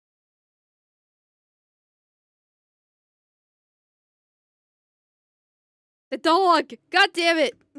Here's how the chart is going so far. I made it chronological, so it'll start in your mind and go to your actions, which go into the world, which then act on awfuls, and then they will have their own thoughts, and they will have their own actions that go into the world and affect you, and it'll go back and forth. There are only two ways I know of to interrupt the baby talk problem. One of them is to just be someone she doesn't want to talk to like that, like a boss or an expert or someone she's attracted to. This is, of course, difficult to do in today's society. Most of us won't be able to get much respect. So the other way is to make her play by her own rules. Just sink down to her level and baby talk her right back. So if she says this, if you're immediately reprimanding instead of listening and understanding, if you're offended by people's lived experiences, you're the problem. Oh! You can go ahead and say something like, but if you don't listen to my lived experience without reprimanding, then that makes you the problem, doesn't it, sweetie? This is a drawing from an old video where the guy is basically saying he feels this, and this, and then the girl sees only one of those four things and then misrepresents it twice. She changes the color and the shape and says, why are you always everything red square? And the guy goes, that's not what I said. I don't agree that that's what I said. An example would be something like, I'm worried about the economy, I see problems in education, immigration is a big issue, and technology is too unrestricted. And then she says, why are you so racist? And it's like, well, that's not what I said. You left out most of it, and you distorted the rest of it to fit your cranky feelings. So you're really not including my lived experience, are you? So all you're really saying is, this is why you just ignore women, chat. Just ignore women, don't listen to them. They will always try to paint your problem and whatever you say to whatever benefits them, just ignore them and beat them, okay? Just life will just be easier to ignore and beat women. Everyone matters but me, because I'm a white guy and I'm bad for no reason, and you're uncomfortable with my lived experience, so how are you not the problem? Here, I did a quick pencil drawing. She should be able to repeat back to you what you think, and if she can't, then by her own words, she's the problem. Awfuls hate it when you do that, because then they can no longer pretend to be morally superior. So if she wants to be in kindergarten, just make sure she knows she's not the teacher. Here's a quick story about a time that I did both of these at once, and then I'll give you the chart. It's all done. Awfuls were my entire dating pool until I got famous on social media when I was 38. Between 2002 and 2023, I only met one woman who wanted to go out with me and was not insane, and she didn't want to see me again because I didn't make enough money. Every job I applied to for 20 years needed more diversity. Oh my god, you're kidding me. I've heard some of his story before, because like I said, I do follow him on Twitter. And I don't want to, like, swing at him for no reason, because a lot of what he says is actually completely true, and what he does is the Lord's work by far. But he was very clearly able to pull women, and I'm assuming have sex with him, which makes him at least slightly part of the problem in a lot of cases. Not exactly what we're addressing here in this case, but yeah, he definitely. I think some of it, because he said a lot of his dating pool was the awful woman, so it has to be where he was living as well, because depending on where you go, that obviously affects where you're able to find women in a lot of cases. So, and also he's talking 2020, like what did he say, 2002 to 2023? That's like 20 years of his life, right? Dating scene wasn't going well, but it wasn't that bad in the 2000s, if based off what I've heard. Now, granted, I was a wee lass. I was all but a small child during that time period, so I'm not sure if that's true or not. But I've heard that it wasn't that bad until like Tinder came around in like the the 2010s roughly. Online dating was a big deal. Then things got like way out of hand in those cases. So um in this case. So, well, let me try to figure out how I want to phrase my thoughts here, because if he basically, but what I've from this video and what I've heard from him on Twitter, he definitely went through a lot of women, and so to find only one woman that wasn't completely sane and awful, and but didn't want to be with him because didn't make enough money, definitely sounds bad. And I don't saying that's not exactly the case, right? Because I once again I know how bad things are in the modern world for modern dating, and it's absolutely fucking tragic. The one woman that wasn't completely insane rejected him because he wasn't making enough money. Because, like, to me, that makes her, in my book, that kind of makes her actually insane and awful. Because I believe in like you're not every woman's gonna get the richest man, right? And it's not easy to make a ton of money. Like six figures is not much these days thanks to inflation. But 10 years ago, making six figures still was something, right? And when I mean six figures, I mean like the 100,000, right? Because once you hit 100,000, it's like, oh yeah, you're making it big, right? These days, 100,000 doesn't really mean much with how bad inflation has gotten in the past 5 years alone, or 6 years, I should say, 26. Um, in this case, but you still, it's still hard to even make 100,000, even if it's not worth as much as it used to be. I think the average income in America is like 40 to 50,000 in general. It's completely unrealistic to assume that every single man you're going to be able to get with, every single woman that can get with a man that can make that much money. You're lucky if you can, and you have to be providing something worthwhile to be able to get a man like that. And so the best thing you can do is to stick with a man that is good and build with him and support him and try to get as far as possible with him. And maybe you'll make like 80K instead, because that's a little bit more reasonable. It might not ever cross over to 100K, but 80K is still not the end of the world. Um So, in that case, it fucking sucks that he only found one woman and she rejected him for it. However, at the same time, go through that many women, he really needed to leave wherever he was living. Oh, I shouldn't say that because I don't believe you should actually. If you're born and raised somewhere, you shouldn't have to fucking for a job or for a woman either. So okay, let me rephrase that. It's just I don't know. I don't really like man whores. Okay, I don't like woman whores either, right? Obviously, I fucking bash women all the time.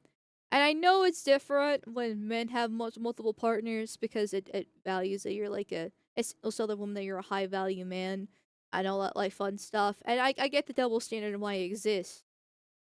But I still don't like man whores.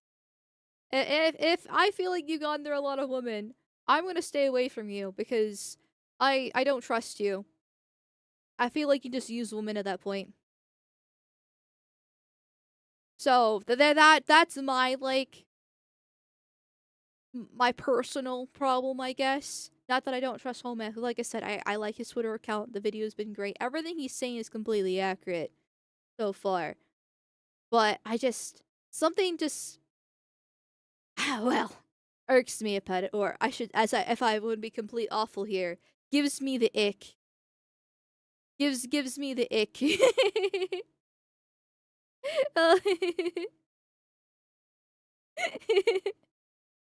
um male who sleeps around doesn't want to build, he wants to play and throw you away. Yeah, that's the vibe that I get off of it. And I don't like that. I know it's not completely accurate here, and he really is just trying to find someone at the end of the day, right? Like I don't wanna like completely bash him, but I read some of the stories on Twitter and it's just like, okay, like I just something about it just I ooh. Something about it just I don't know. Everything he says is true. I don't want to discredit him because of that. But it's just a personal thing that I have. Hmm. And your feelings matter because good point. It doesn't matter in the day because it doesn't. If long as he says it, what he says is accurate and his information is useful to have, he's completely right about everything so far. My feelings don't actually matter. You're correct. So, carry on.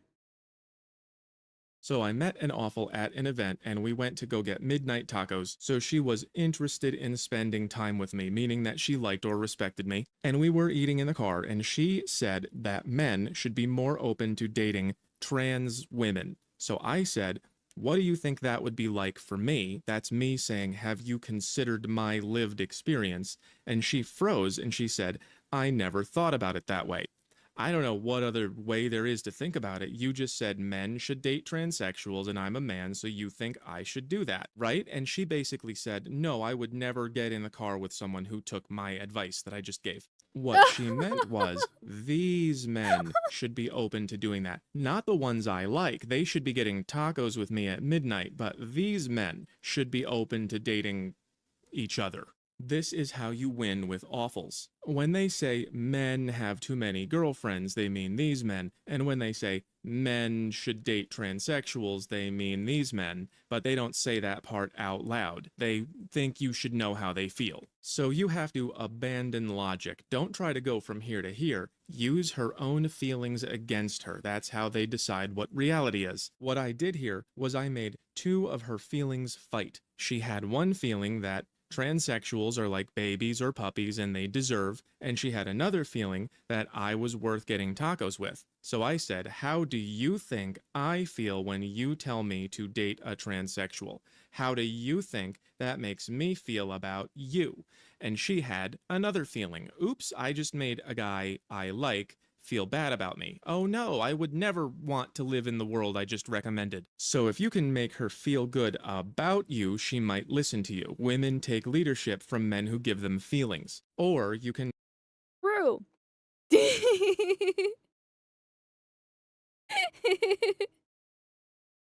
I'm telling her to walk home. Well, that's the thing. Like he managed to make her, pause, think, and walk it back. So I'm not sure that actually stuck with her because it sounds like that the relationship actually worked out. Excuse me. But if it's little things like that that makes her realize how stupid her thought process actually is and the propaganda that she's been forced down her throat. Because keep in mind, she's probably watching TikTok, right? And she's watching the other girlies say, oh, trans women are women. And it's transphobic of you and therefore evil to not want to date them. And therefore you absolutely should because you don't want to be evil. You don't want to be a piece of shit. That kind of deal. In that case, but actually faced with the consequences of her actions on her beliefs. Then she immediately walks back because she realizes the man that she likes, that means that she be competing with the trans woman, and she realizes how gross that is because it's basically gay. It is gay because the trans woman is a man, and she's like, okay, fuck this. I'm, out now. Hopefully, she sticks with it, and at least personal life, she might still say it to the other girlies to conform, because that's what women are. They are conformists at the end of the day. But it's little things like that that as long as she doesn't fight back and be like, no, you're evil and transphobic and wrong because, I say so, and actually has that pause and realization, and there's a little bit of hope actually. Like, that means she can be reprogrammed because once again, women work on their emotions and not actual like logic at the end of the day, which is why they're so easily propagandized. So you just reprogram them with our emotions, as what Hoe Math is saying. And you can actually still get a decent woman out of it because you just have to propagandize yourself. Like propaganda is always used as like a horrible evil term for everything. But at the end of the day, it actually is neutral. It just depends on who's actually utilizing it. In this case, it's the state and the tiny hats that are doing it to women. But if you yourself can do it on a small scale, just like he did with the woman in El Taco, well, it's in your favor. So you just have to utilize it. Just keep it in mind that they've been propagandized from birth, like I've been saying all stream so far, and then rework them. Find a woman that has a good baseline. It's not gonna be perfect, but a good baseline, and slowly work on her. Don't invest too much time, right? Just because, well, if she's a lost cause, she's a lost cause. But if you can have her have little moments like this on a more regular basis, it won't take her very long. And she'll respect you a lot more because, well, you're putting her in her place. Make her feel bad about herself. She's not including your lived experience because she sees you as less than human from all the brainwashing, and if she still says your lived experience doesn't matter, well then, neither does hers. So you can be in kindergarten, but you can't be the teacher. So you can win with awfuls by being desired or respected, or you can beat them at their own game. Be the biggest deserver in town. Be the table. We use the names that people tell us, remember? Oh, sorry, sweetie, but I'm just not somebody who sees a girl there. That's the way I was born, and we don't make people have opinions, do we? How would you like it if I said, here's your new boyfriend? Well, then you don't tell me this one's mine, got it, got it? We keep those thoughts to ourselves. Talking down to awfuls works dramatically better than logic, which has absolutely no effect. The awful does not know what it is, and they never will. Awfuls are uneducated, overgrown children, and if you try to explain things to them, they're not gonna get it or care, and they will just mark you as low status and exclude you from everything they possibly can. So here's the flowchart. It shows the interaction between two parties and the world they live in. I'm not gonna read the whole thing, but you can download it on my Linktree and just follow the arrows. Basically, you are a regular guy, society gets weird, and about 48% of white women go completely insane and start hating themselves and their families in order to fit into a world that wants them dead anyway. They start using female violence to become enforcers of the status quo, which means mainly gossip, insults, lying, and cancel culture, which means ganging up to exclude anyone who doesn't cooperate. And this ruins society. You are then pressured to conform, and you have several choices. I added 4 of them to the chart. You can either be a coward and say what they tell you, which gets you access to a few low-quality, promiscuous women on SSRIs for mood disorders. Or you can try to act all morally superior and waste your time using logic on people who will never know what it is or why it matters, which gets you nothing and makes you a target. Or you can be somebody who is desired or respected, and then some awfuls will change their opinions to match yours. They will never know why they did it. They didn't know where their opinions came from in the first place. Or, and this is the most effective I'm gonna say that's most women right there, so. choice for most of us most of the time, you can just play their game better than them. Make them look bad. Show how they're excluding your feelings. Be the biggest baby in the room and show them how much you deserve. They can't be victims if they are victimizing you. This is the drama triangle. I'll go over it more another time. Basically, this is the dragon, the princess, and the knight in shining armor. This is Batman, the Joker, in Gotham City.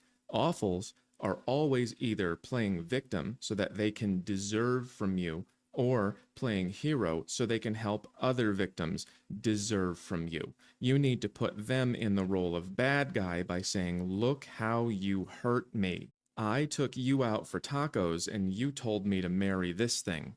Don't waste your time talking about the definition of a woman. They don't care about logic, only feelings. When you tell me this is my new girlfriend, that hurts my feelings. You are reprimanding instead of listening and understanding my lived experience. Basically, I will say though that you do need to be kind of careful how you phrase and frame your feelings as best as possible, because if you do paint yourself as the victim of too much, they're not going to respect you in those regards, because they're going to see you as weak in that case. If you're crying, obviously, hopefully not literally crying in this case, but you're whining, you're being too much. Obviously, you need, like he's saying, frame yourself as the baby, because in that case, you need to basically use her guilt against her.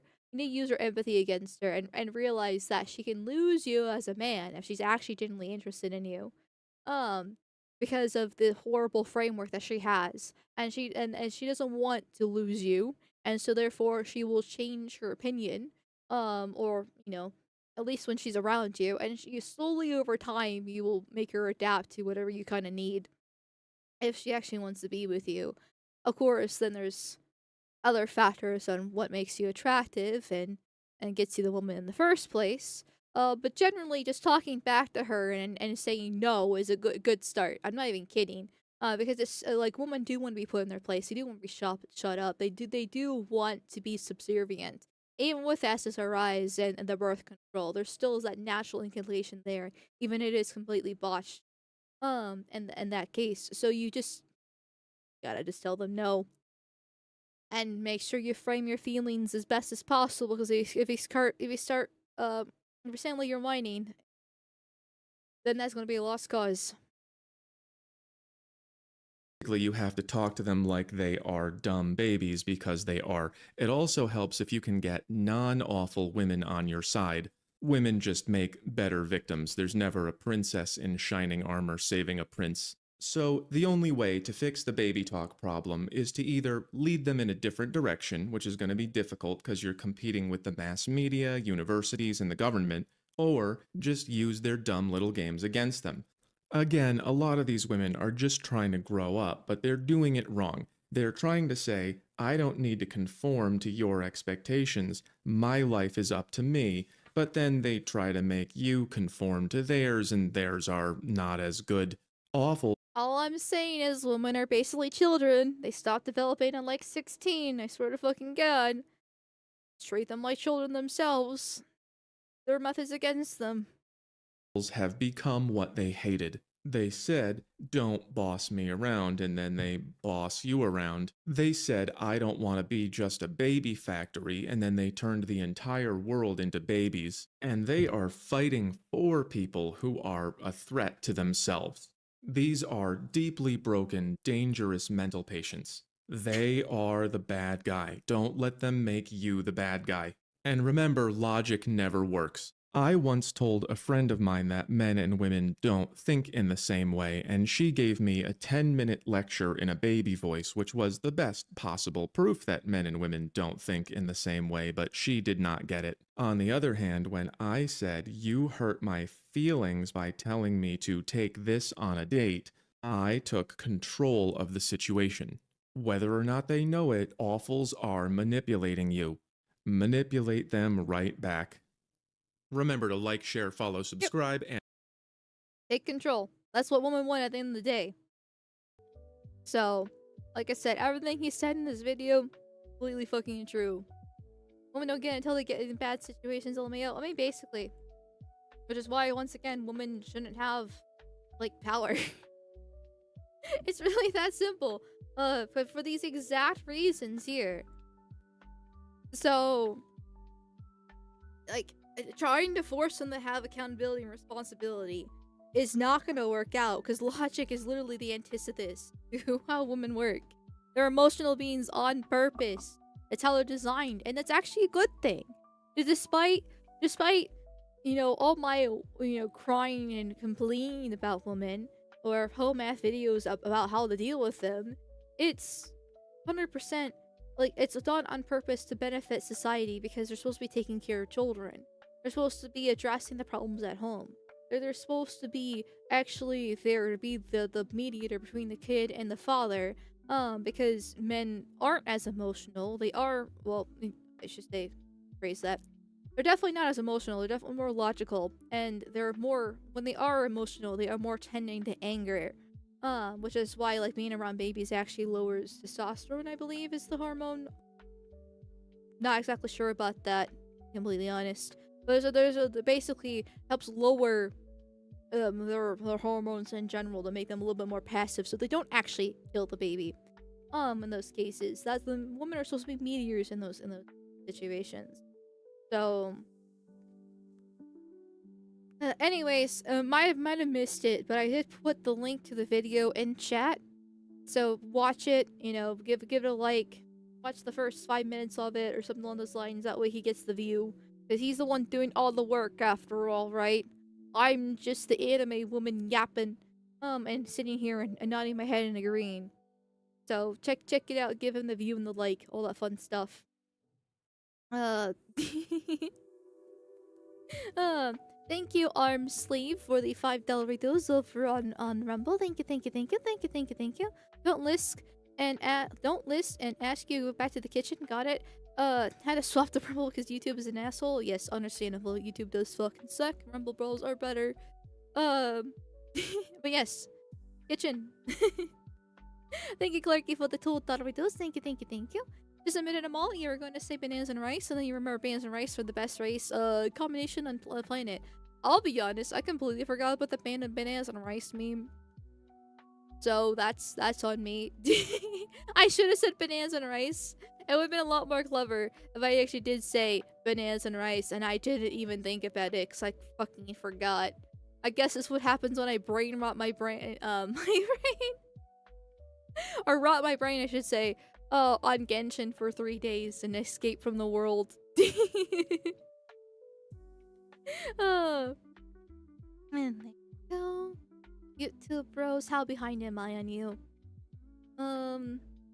Could be worse, could be better. There we go. So on the Lich, thank you for the $10 redos and whatever currency that is. My apologies, but only speaking freedom burgers. Glad to see you, Neiltube reinstated Supas on your channel. I'm gonna date Transformers and girly dudes, so more than salamis and SARS have to where to pick from when they're in the diversity and knife point. Good luck with that. Have fun with the Transformers. But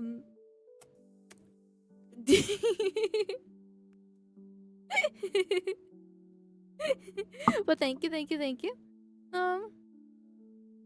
Let me see here. Did I miss anything else? Super wise? I feel like I did. But I'm not sure where. So, was it YouTube or was it Kick? I feel like it was one of those two that I missed something on. My apologies, chat. Bear with me. I don't know what I'm doing. Okay, let me check you. Because kick is a pain in the fucking... Aha! I did miss some! Okay. Thank you, Admin Acumen, for the $2 reviews. Thank you, thank you, thank you. I've been called out via the fridge. Fuck, that's how I got that fridge build, what can I say? Thank you, Admin Acumen, again, for the $5 reviews. And no, Molly, you're fine. Both my mother and stepmother are in the fridge. Okay. Maybe it was a woman thing to organize. Maybe men just kind of like throw stuff in and just know where it's at all times without organizing. Based off how barren his fridge is in the video, but I don't know. I've always had a full fridge my entire life because my mom was a hoarder, and so that was really nasty. And my dad's not as bad, but every once in a while I'll go through some stuff, try to find my own thing, and then I find something and it was like expired 3 years ago, and I'm just like, Dad, why? Just no, stop. I think maybe it was like a boomer thing. Oh, in this case. So, where the fuck can I see anything from Dick's side of things? Am I blind? Okay, no, okay, I'm just good on Kick. I'm just delusional. It was YouTube I was missing. Let's... Oh, thank you, Clarky, for the $5 reduce over on Ko-Fi. Thank you. No shade at Hoe Math, but he's not really on the dating scene anymore, and none of this works on first dates. Better to try to avoid politics and early stage of dating. If you chat with her on every other level, you can start pressing her slowly in political compass over time. Maybe? I mean, I feel like what he says is actually pretty accurate and true for a lot of things. And I think there are actually good tips here. And I think he's still dating last I checked. Because, once again, I do follow him on Twitter, so I have heard some of his stories before. I know he's talked about how he's been able to, like, some women have reached out to him since he's been successful is it the on Jews? Twitter. I'm assuming it's always the Jews. Finding him, and I think he was able to find a decent woman, at least for a brief period of time. I'm not exactly sure about that. So, like, he's still trying. Like, he said he was 38 years old in the video. That's still, I mean, it's definitely not the best age, but he's still not to the point where he's a lost cause. Like, he's not that old yet. He's getting there, but he's not there yet. As for avoiding politics, I mean, yes, you should avoid politics in general. Maybe I'm too old-fashioned in this case, but I still think you should avoid politics in the workplace and with friends and just different things like that, because it's just points of contention that don't need to be brought up because you're not going to agree with everything anyway, and people get really heated about it. So obviously you kind of need to figure out values, not politics. Values is what, granted, obviously politics and values go hand in hand, but basically you need to ask her what she wants in life, what her future plans are. You know, pretend it's like an interview. Where do you see yourself in 5 years? But more or less that, actually. Because if you don't have the same values for where you want to go in life, then there's no point in dating. Now, granted, I guess I have a little bit more of a unique perspective in that case. But I don't like wasting time. I have a fucking clock that's ticking. And so if we're not on the same page values, there's no point going forward. And more or less the same thing with men. You might not have a biological clock that's ticking as fast as mine, but you have money, you have time. Those are valuable resources that only men really have. I mean, I know in the modern age women have it too, but that's supposed to be a man's role to have the money and time and the power. And so instead of wasting on, 4 to 5 dates with a woman that's a lost cause because you don't have the same values, you should just be like, within the first couple dates, try to figure that out. Granted, that's easier said than done because you have to convert a woman, which is most women. It's going to be hard to get those values on the same page, but this is why I guess we can kind of figure out where the baseline is, and then spend the next few for that stuff. If that makes any sense. So you need to try to, like, find that line. It's not easy, okay? I'm sorry, it's not easy.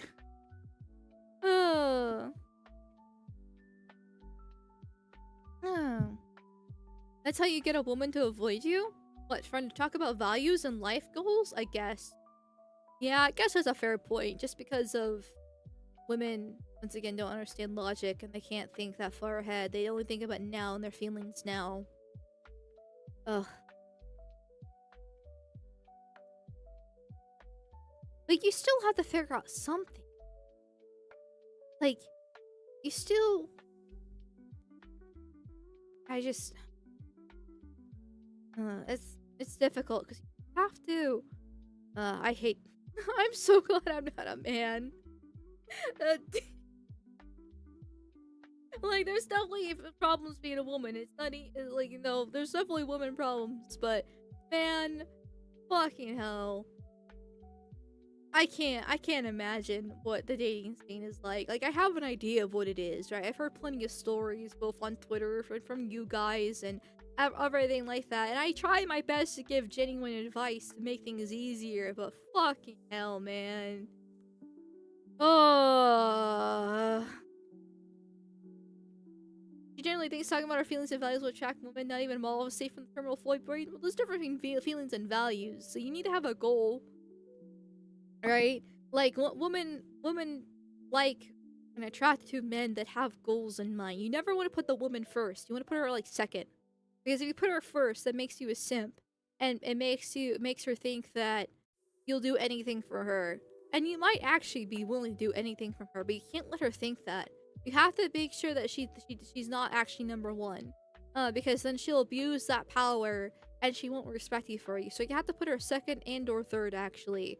On the list of things. And make her aware that there's higher priorities than her. Not too low. Because you need to still give her attention, right? Still make her feel like she's wanted and desired. Because at the end of the day, everyone just wants to be desired. And she doesn't feel desired by you. She'll go find somebody else that does. But you don't also want to make her number one either. And so by having the values there and being like, this is the goal in my life. This is what I'm aiming for. You know, this is what is important to me. You know, but even to frame that in a way that makes it basically sound like she isn't number one, but she can be number two. She can be the supporting role. Is the best way, I would think. So... Ideally, women and men would be each other's priority with kids taking that place. So kids, when you have kids, then kids should basically be number one. Once again, to a certain degree, because then that should be the woman's role to take care of the kids. Like, I feel like the man's role is to always be the leader of the house and the like work to a certain degree, because you don't want to be one of those stereotypes of the man constantly slaving away at work and never spending time with his kids and family. That's obviously a huge problem too if it goes in the other extreme. And you also need time for yourself too, in some way, shape, or form. But sacrificing everything for kids makes you go absolutely insane. Once again, that's supposed to be the woman's responsibility to take care of that, and she is supposed to be the mediator. She's supposed to be the in-between between what's the kid's needs and what she needs as a household for you to basically provide. So, in that case. Thank you, Clergy, for the $2 videos over Rumble. Thank you. We figured it out, Amal. We're gonna convert covert ops. We're Navy sealing this shit. This shit's being the dating scene in modern whole bag. Yes, great. Thank you, Eldritch Saga, for the $5 videos over on YouTube. Thank you. Get a witch's brittle, please. What's a witch's brittle?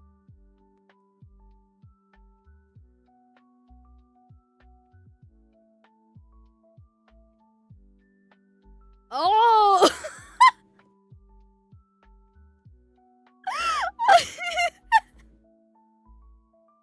You know what?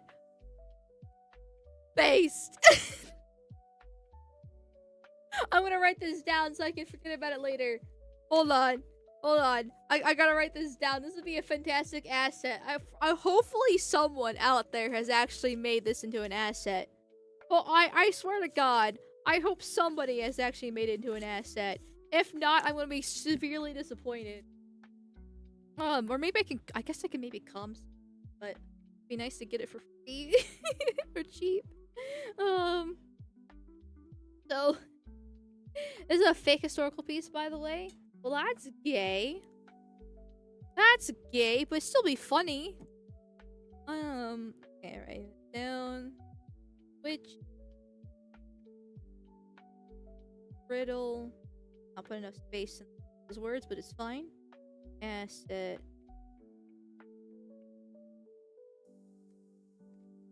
There we go. But we can make it real. Yes. I'll forget about this and won't do it for like 3 months at the bare minimum. Thank you, Clarky, for the $5 reduce. Thank you, thank you, thank you, thank you, thank you, thank you. Been on first dates where I covered politics and got into arguments with modern girls. Well, holy shit. It's not a good idea. They just spurg out in the liberal program and hits the kill switch for a meltdown. Like me and Fred were saying, girls in our family will listen more because of the prior bond. I mean, yeah, I definitely don't go for politics on the first date. That's for fucking sure. That's suicidal. But you do need to figure things out eventually before you waste each other's time.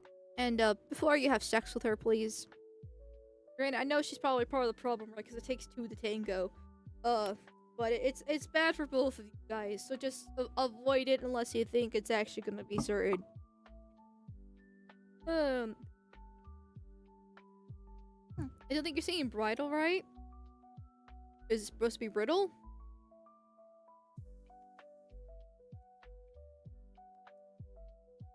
Am I just being dumb? Probably. Well, one of those cases where it's spelled the same, but it's pronounced differently depending on the context. And that's probably it. And of course, I hear it out loud, and I'm like, yeah, I know what it means in this context, but until I actually see it written down as a different story, it's like, oh, okay.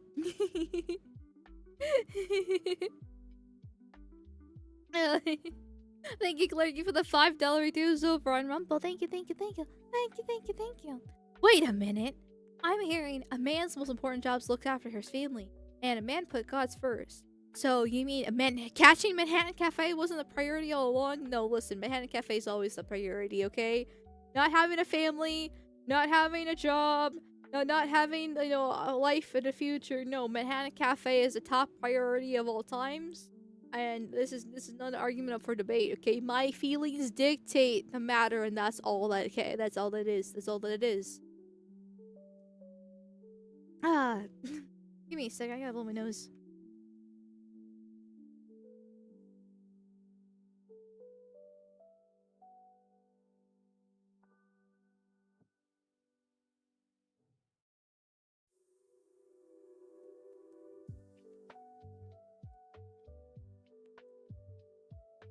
Okay, so we have a bit of time left. Let's see. What topic? I have a bunch of like small topics to get into. We're obviously not gonna do all of them today. But I have a bunch of small things together. And do I have to pee before we actually get into it though? I can't tell.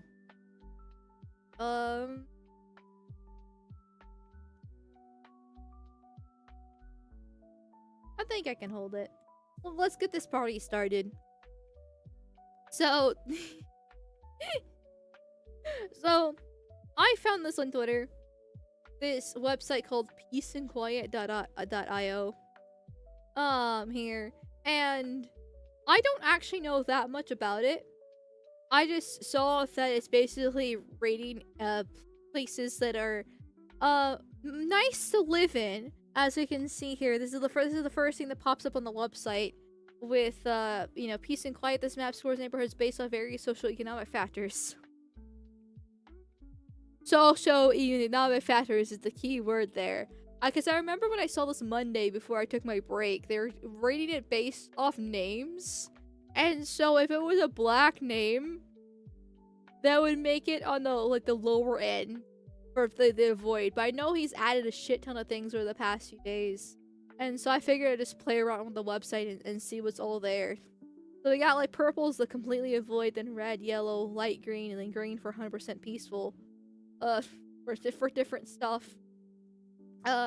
He even added a little special Easter egg in honor of civil rights icon Martin Luther King Jr., we have highlighted every street dedicated to him in gold. Notice how wherever the fuck this is at, is mostly a void because of how purple or bad and all that fun stuff. Just interesting. Interesting that that's where his praise is at. So yeah, let's start exploring here. This case, we got the different filters: violent crime, bail bond, public housing, Section 8, methadone clinics. Oh my god, like I said, I've not touched this site. Like, I saw this Monday, I thought it'd be cool to talk about, but then I decided to do a game stream, and I come back, and it's like, he's completely Waffle House. Popeyes! Boo! Completely, like, added a whole bunch of other crazy shit to it. Oh my god. Pawn shop hoopty listings. What the fuck's a hoopty? LIHTC. What the fuck's that? Oh, we got violent crime again, but different. MLK Streets tribute.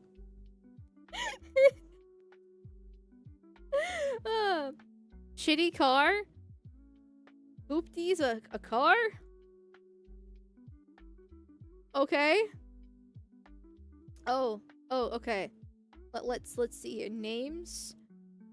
Jamal! No, I'm being discriminated against. I don't want to be discriminated against. I swear I'm a good neighbor. I just randomly go out at like 3 a.m. and dance in the moonlight. It's fine. It's fine.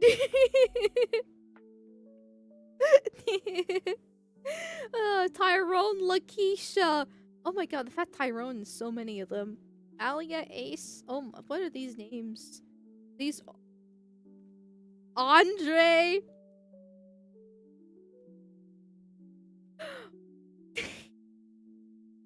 Man, I don't.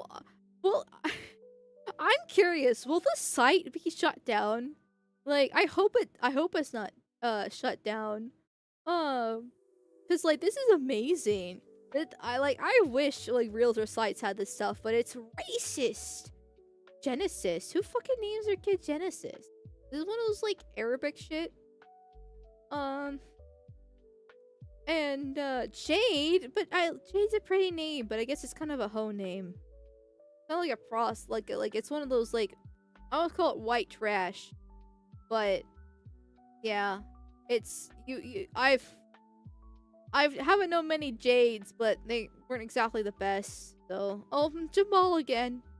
Oh my god, Jamil. Oh, there's so many variants of my name. I can't handle it. Jasmine's a pretty name, though. I guess it's kind of a little bit more foreign-ish, but it's not bad. But I understand stereotypes exist for a reason. Maybe I've just gotten lucky here. The map provided a nice service once already, and the dev rejiggered it back up in an hour or two. Base. Because, like, I was worried about that, because this is definitely, obviously, very racial. It's 100% racial, even though he's not going to advertise it as that, because it's suicidal to do so. But we all know it. We can tell based off the names alone. You can tell based off the Waffle Houses and the methadone clinics there. So Xavier.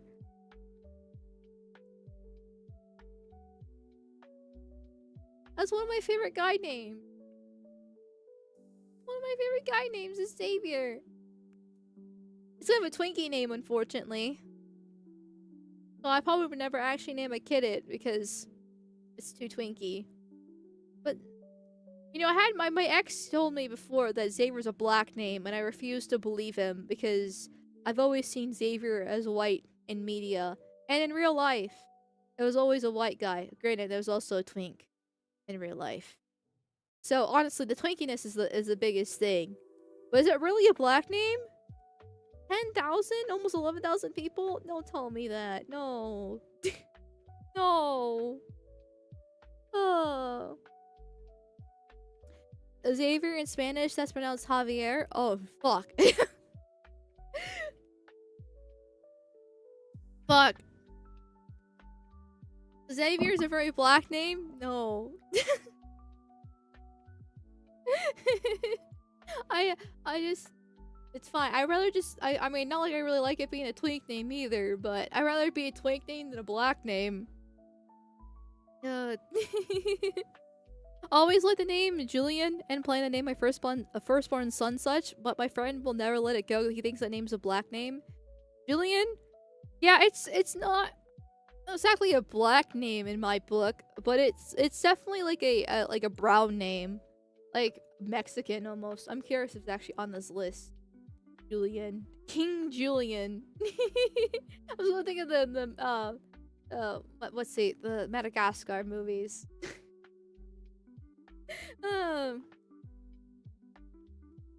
Yeah. Okay. Okay. So where should we go, chat? Where should we go? Because there's obviously like the Atlanta here, and like the big cities like Chicago. Oh my god. Okay, we're gonna go Chicago first. I'm sorry. I see that wave of purple. Holy shit. You know, Chicago. I've known Chicago's a shithole and everything, but the fact that pretty much the entirety of the city is basically purple. Oh, and as we're getting closer to, God, where do you even live that actually get peace and quiet then? Fuck. Okay. Okay, now that we're zooming in, it gets a little bit better.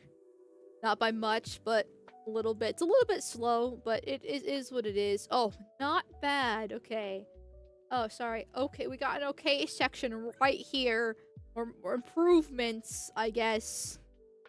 Okay. So, let's turn off violent crime.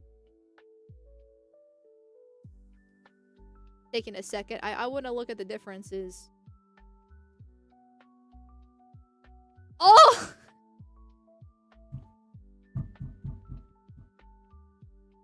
As soon as violent crime is turned off, it just... Oh, it's not so bad anymore. You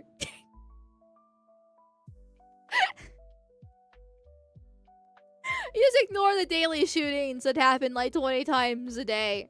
But it's perfectly fine and peaceful if the violent crime's turned off, even though...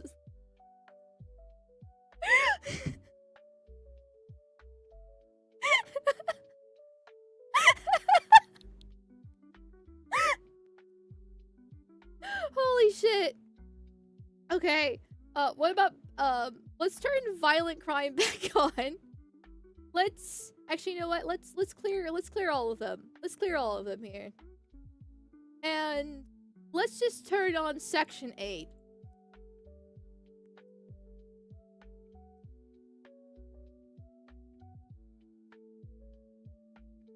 Okay, it's loading here. Oh, sort of, kind of. So, now that Section 8's turned on, once again, it's not that bad. It's just not that bad. But what if we overdid it with violent crime? It just immediately... A violent crime just completely ruins it. Holy shit. Okay, we gotta turn it off here. There's that because it doesn't make any part of Chicago good.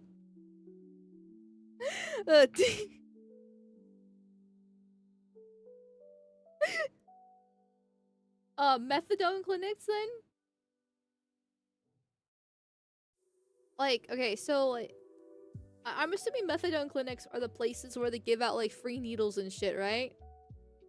For, like, the druggies and the homeless. That's my guess for it. Because I'm not a meth addict. And I don't live in a big city. And I think we should get rid of the homeless. So... Do poop violations only? Is that an option? I see Popeyes. Why are churches actually? Wait, is churches another like brand of Popeyes? One of those like things? Like fuck, what are those restaurants or fast food restaurants that have a different name depending on what if they're like on the east or the west coast?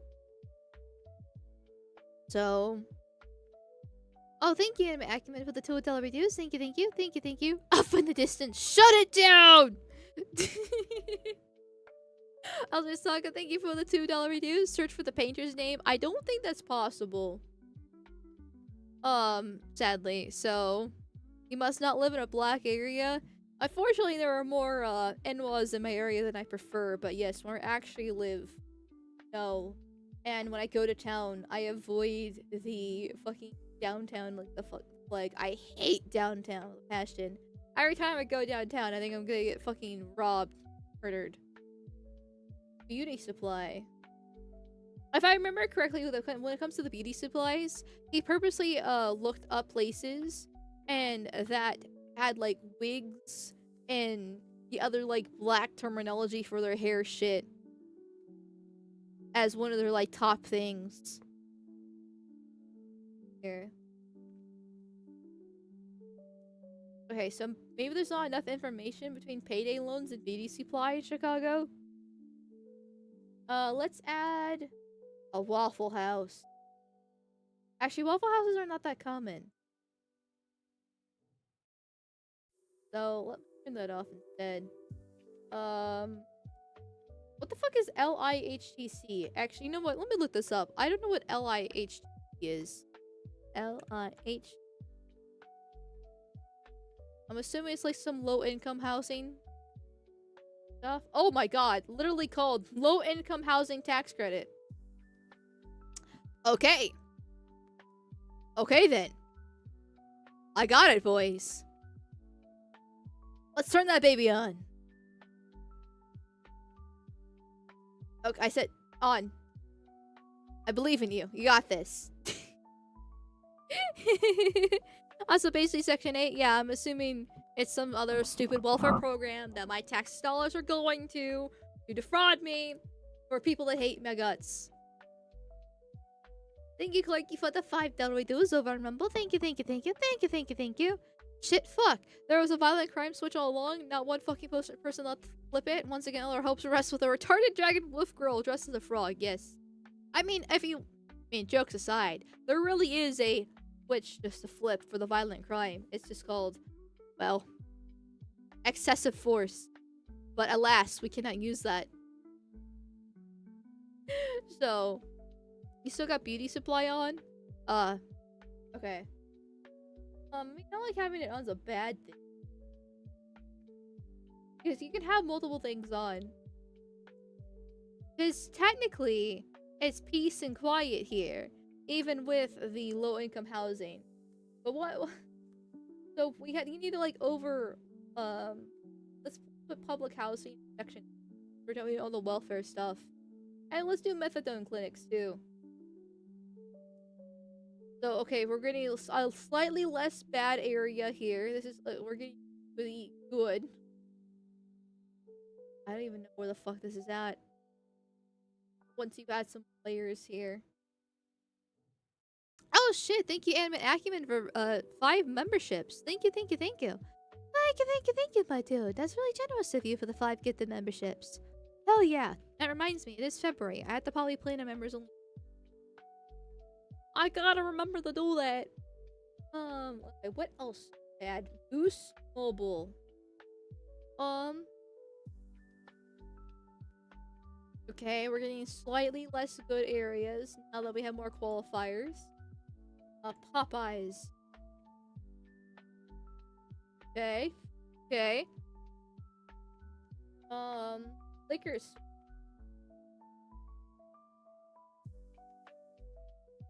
Still peace and quiet. Still peace and quiet. It's not so bad, not so bad. We're getting a few more areas that are not so great. Still technically peaceful though. Still technically. Hoopty listings. Apparently those fucking shitty cars. Does that affect anything in Chicago? Man, damn. Is it really violent crime that completely overruns Chicago? Because like you can see some areas getting less and less good. Overall. So I guess this is probably where the worst of the worst is at, actually. Like wherever these sections are. Maybe? Maybe? Bail bonds? Okay, once get a little bit more yellow, but not too much. Really fucking is the violent crime that just Thanos snaps.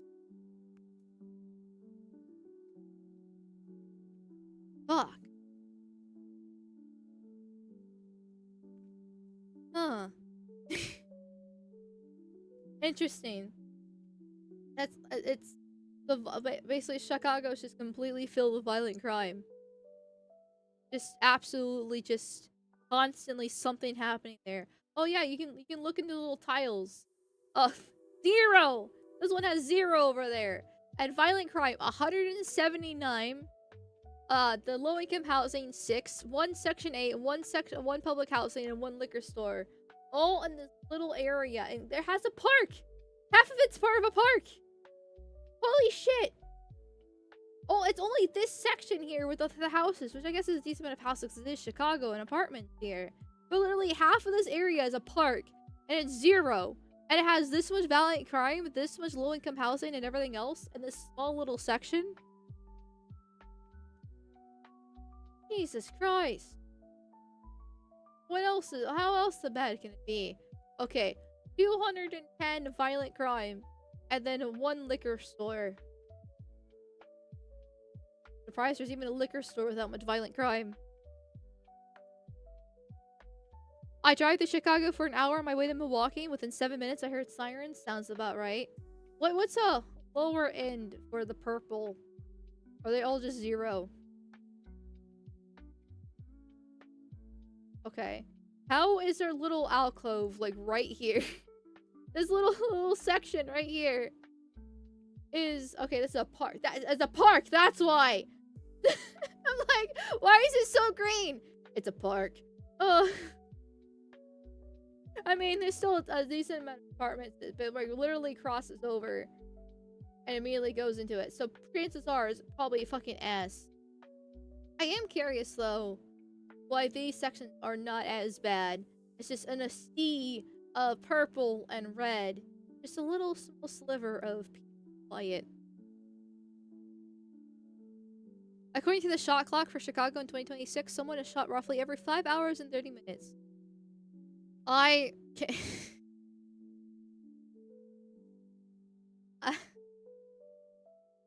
I can't. I can't imagine that. Holy fuck. I like, Jesus Christ. Let's see. Kenosha, how you doing? How you doing, Kyle Rittenhouse? You know, for all your lefty protesting, I guess, you know, probably why you're majority white. Actually have real violent crime happening. Oh, Milwaukee!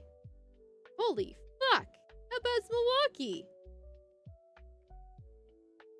Oh, okay. So it's taking a second to load. I saw a big P.E.P.E number and I about freaked the fuck out. Oh! Oh my god, how fucking ghetto is Milwaukee? Is it like a secret alcove of Chicago and we just didn't know that? What is this? It's loading. Violent crime. 15,004. Okay. Sorry. It's not that bad. It's loading again. Why is this one completely not blocked out at all? Is it like a business area? Or is it just completely run down and abandoned? Let's see. 2,510 violent crime. 4 low-income housing. 3 liquor stores. Okay, so the gang violence hasn't completely thrown out the liquor stores and low-income housing. But Marcus, Maya, Jerome, Tomorrow, and Imani are the top names. Lovely. I'm good to know what another American city is completely overrun by the Browns. 2,901 violent crime. Nothing else. Tamara, Alicia, and Andre, Simone, and Jerome. 40% black, by the way. I went there for a work thing. Well, that explains half the fucking problem here. I'm assuming, like all major cities, the actual downtown is fucking ghetto as shit and filled with in-laws. But then the outskirts is where the white people live and they have to drive into town for work and they drive out as soon as possible. Just avoid the bad areas. That's how it basically works. That's unfortunately how our towns work. Oh my god, let's look at Minneapolis here. St. Paul. Our favorite fucking twin cities. Is Minneapolis completely overrun by violent crime? Is it because of the leftist protests? Or... No, we got a methadone clinic here. Section 8, low-income housing. 2,268 violent crime. God. This is where the Somalis are at. Once again, a lot of people want to focus on the Somalis being like the fraudsters, and don't get me wrong, completely bash them over the head by being fraudsters. Yes, I agree. 3,000 violent and a boost mobile in the local store. But they do have their own rape gangs. They are violent. And plus, there's also a bunch of other immigrants in Minneapolis, too. I like how St. Paul, like, a bunch of the stories you're hearing about Minneapolis and Minnesota is about Minneapolis in particular. But not the Twin Cities St. Paul, which that must have been where the Whiteys fled. And then they just go over to Minneapolis to protest to protect the people that made it so bad. So, the difference between a higher population and a smaller population, I thought the Twin Cities were roughly equal. I figured Minneapolis would be bigger, but still. I mean, we got a decent amount of Section 8, low-income housing, liquor store, and a hoopty listing. Oh my god, we finally found a wild hoopty listing.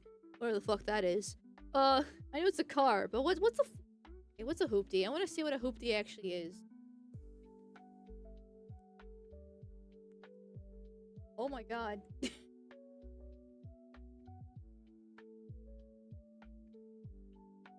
Oh wait, are hoopties just old cars in general? I thought it was gonna be like a type of car. But now he's talking about adding those what's those Chargers? Dodge Chargers? Those cars that all the blacks have? Okay, so it's just a bunch of old cars. I mean, that doesn't necessarily have to be a bad sign, but my ex used to collect old cars like fucking candy, so I guess I'm kind of used to that. However, when you compare it with the liquor stores, low-income housing, in Section 8, yeah, I guess that makes sense. I'm just surprised there's no violent crime. Or not enough violent crime to make it darker.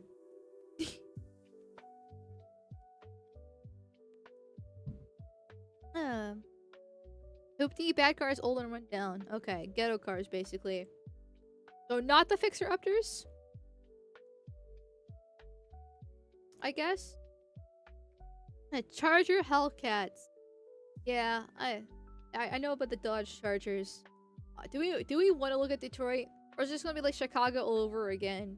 Or you take away the violent crime and all of a sudden immediately paradise. Hold on, it takes a second to load. Missing a front bumper and one taillight doesn't work anymore?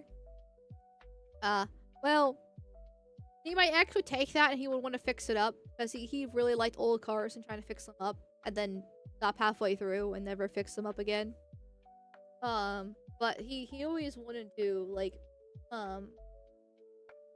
basically fix up old cars just in general. I forget what the terminology was. Because, like, there was two. There's, like, you know, actual restoration and then the, like, resto modification or something like that. And the one that, like, restore it to the complete fullness versus restore it but modernize it, essentially. Like, add a new radio, Bluetooth, other fancy smashy things. So the outside was still old, but the inside was more modernized. So, but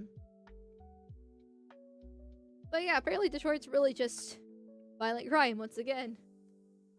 I have a feeling this is gonna be the case for all, like, major black cities. Probably be best to find a city that's, like, not as black. It's probably the same, right? Where it's mostly just violent crime is what makes it so bad. I mean, yeah, obviously overlapping the Section 8 and everything like that is funny. The scene, the overlay, but it's the violent crime that's really what makes them so bad. Because of the blacks, obviously. Oh, I don't know, let's try Dallas. Dallas mostly has the Mexicans, right? And they're not as violent as the black. They're not great, but they're not as violent. Let's see. Well, what's the one red area in Dallas over by Rockwall? Oh. Wait, right, it's loading in. Hold on. Desired cars aren't hoopties. Undesirable cars are hoopties. Little, like, old Pontiac G6 nobody once lives. Oh, okay. Okay, now I'm understanding more. Okay. I got it. Sorry, I'm too white for whatever the fuck this conversation is. Restoration and resto mod. Thank you. I was like, yeah, resto mod. That's what it is. I'm near Flint. My family was driven out of Detroit and Dearborn. I mean, understandable, but how are you surviving in Flint? Flint's also filled with N-was. The urge to say the actual N-word gets stronger every single time I think about it, not gonna lie. If I slip, oh my god. The chances of me slipping is increasing by the minute. So, okay, are you gonna? Is this as big as it's gonna get? Because I can never tell if it's loading or not. So, there's just a bunch of bail bonds. No violent crime, nothing else, just a bunch of bail bonds. So we have a bunch of violent criminals on the street here. Wherever the fuck this area is, there's barely any housing and buildings. And it's just violent criminals, I'm assuming. The worst of the worst, just running free in the fields. And then maybe this is where they actually live. Bail bonds, pawn shops, Tonya, Tony, Maya, Lakeisha, Dion. So blacks and spics. Got it. Okay. Okay, anywhere else in Dallas that's particularly... there we go, McKinney. Well, what's your specialty here, McKinney? One bail bond. Demetria, Naomi, Derek, Yolanda, and Ava. Okay, well... Naomi is... hit and miss. Derek is... well... isn't Derek a white name? Or is that our black name? Ava is also kind of a white name, but the Yolanda and Demetria give it away that it's clearly a multicultural community center. Not that spelling of it? Really? There's a difference between the spelling of a black or white then? Okay, I'm learning more by the minute. Ava can be ethnic? I can kind of see that. Let's see. Derek is white? Okay, so if it's spelled like that, it's white. If it's spelled like this, then it's black. Okay, I'm learning, chat. I'm learning. Yes, the difference is massive.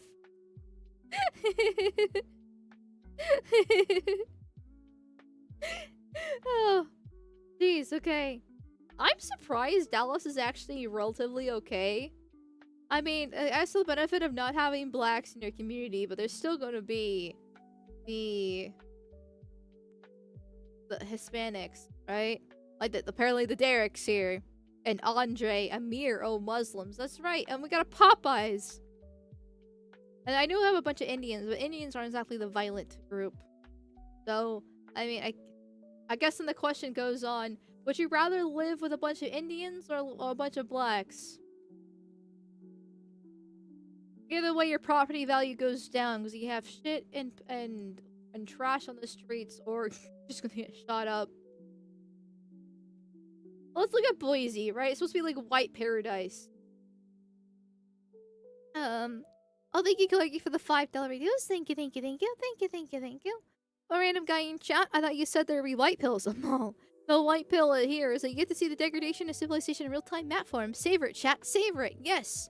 Yes. This is where, you know, that, where to live. Apparently Boise.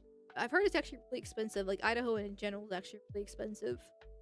But apparently you still get Tamara's and Marvin's and Tony's and Tanya's and Alicia's. With low-income housing. But granted, this looks like the capital, so this is the capital. So that kind of makes sense why there is so much. Because no matter where you go, the biggest cities always have the same things. Low-income housing, Section 8, all other fun stuff. And of course, they all flood there. The miracle is not that bad to live in. Maybe it's the population difference. Well, not having that many in the grand scheme of things. I'm in the green, but it's right next to a giant splash of purple? Jesus Christ. Don't leave your green circle. Go the opposite direction. Okay, chat. Where should we look next? As I want to see the actual differences here, but it really seems to be like violent crime is the big denominator and whether or not it's or not. Which is sad.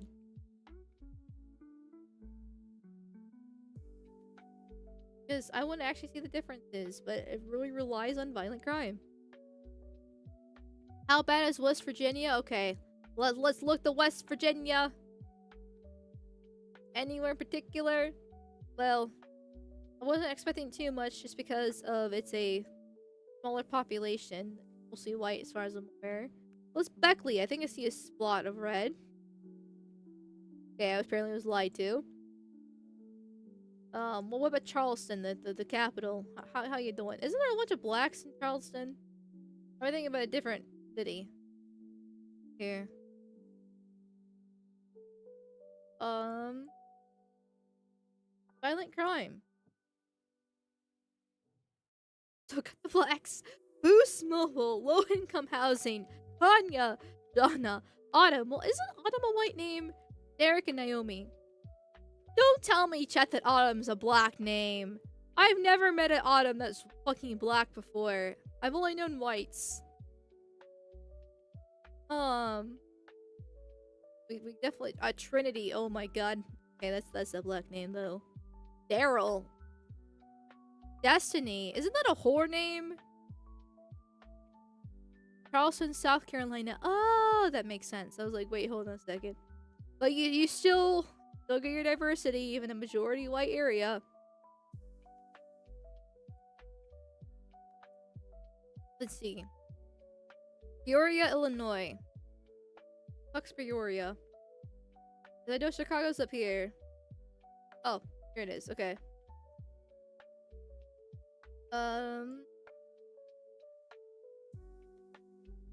It's just, isn't this? Because okay. So what I know about Illinois is that it's basically everything's to Chicago. Like the state's completely controlled by Chicago and the blacks up here. But other than that, the rest of Illinois is actually pretty white. I guess it's like the St. Louis, which I guess is technically in Missouri. A little bit of overlap, obviously. So I lost Peoria. There we go. So like, I imagine it's probably not that bad if I understand it correctly. Destiny's was a whore name and a cuck name. True and real. Section 8, low-income housing, pawn shop, there's methadone in Peoria? This looks like such a small town! How is there a methadone clinic in Section 8 in fucking a small fucking town in the middle of Illinois? What? What? I don't understand. How? Do the blacks also live here too? I don't get it. Oh, it's like Gary, Indiana is empty but still dangerous. Jesus Christ. Okay, I'll avoid Peoria then. Oh my god. Avoid places with cash for gold, payday, loan boost, normal smoke shops, for pawn shops. Yeah, those are all fucking ghetto shit. Oh, thank you, Eldritch Saga, for the $2 dues. DC? Well, sure. You gave me $2 dues, so I'm not gonna say no to that. Okay, I've lost D. I know it's over here somewhere. There's just a bunch. Okay, you know what? District. Can't see it. Also might be helpful. Bell.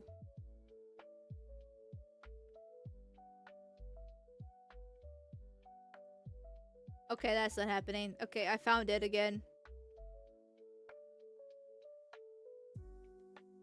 5 fucking years to load. Oh, violent crime's been turned off. I should probably put that back on. Let's see how the military's actually doing, how the National Guard's doing in Washington.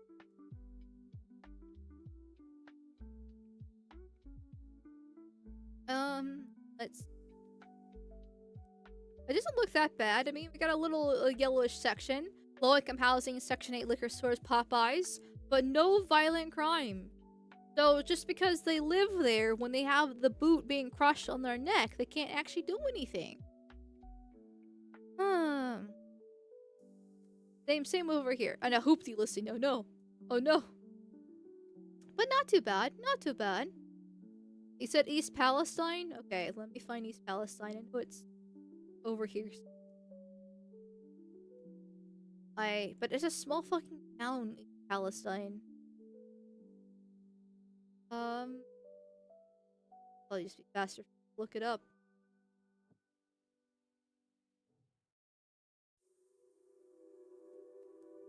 Ohio. I was close enough. Close enough. I knew it was on the east side of Ohio. We got a Rhonda, Krista, and Sheila, but nothing else. Nothing else. It's not so bad, even though they have the oil killing them. Oh. So, it seems like just a bunch of old ladies. Rhonda, Krista, and Sheila are all like old lady names. Oh, we also got an Alicia, Trinity, Daryl, Destiny, and Autumn within the 3-mile radius. Which are all... Trinity's a whore name, Daryl's a little concerning, but these are all like old names. That's for Destiny. Autumn. So... Interesting. Buy a reservation? Okay, well, I had to find a reservation. I know the general vicinity of where they're at. I'll go to, like... Oklahoma. Right, aren't the reservations, like, up here? Okay, Tokawa tribe. Let's just go here instead.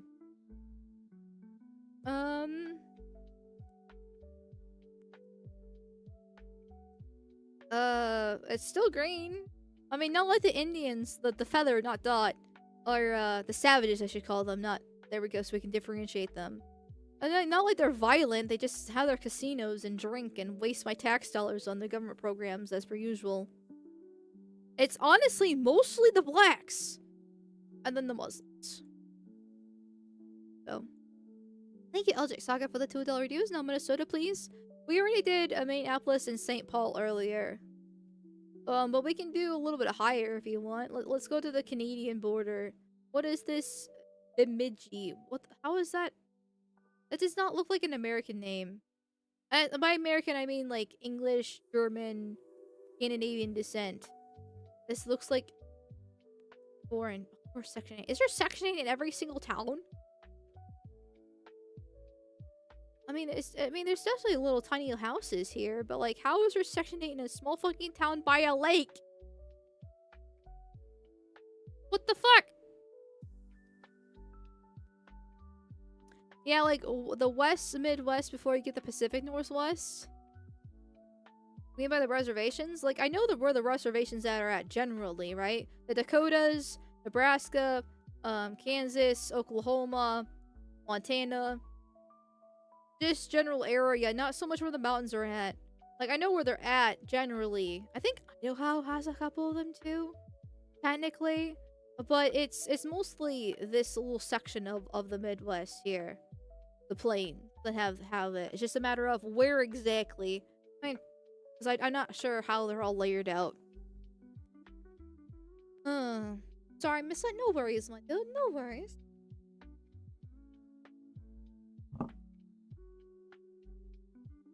Okay. Last call. Where are we going lastly today, chat? First come, first serve, or if you money, whichever ones you want. Oh, Bemidji is definitely an Indian name. I'm assuming you made dot, not feather in that case. No reservations in Nebraska? Really? There's no reservations in Nebraska? I thought there were. Minnesota has a ton of reservations? There's reservations in Minnesota? I just figured it was the Dakotas. And then, like, basically down the strip and a little bit in Montana. Yeah. Gary, Indiana. Okay. This is the last call. And we got Gary, though. I imagine it's probably just, like, Chicago. Okay, well, it's not exactly like Chicago, but I mean, it's basically just Chicago. I mean, it is Gary after all.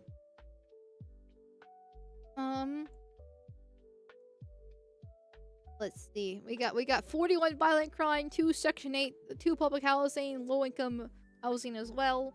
It's not so bad. It's not so bad. It could be worse. It could be better. I mean, Gary is still safer than Chicago next door, clearly.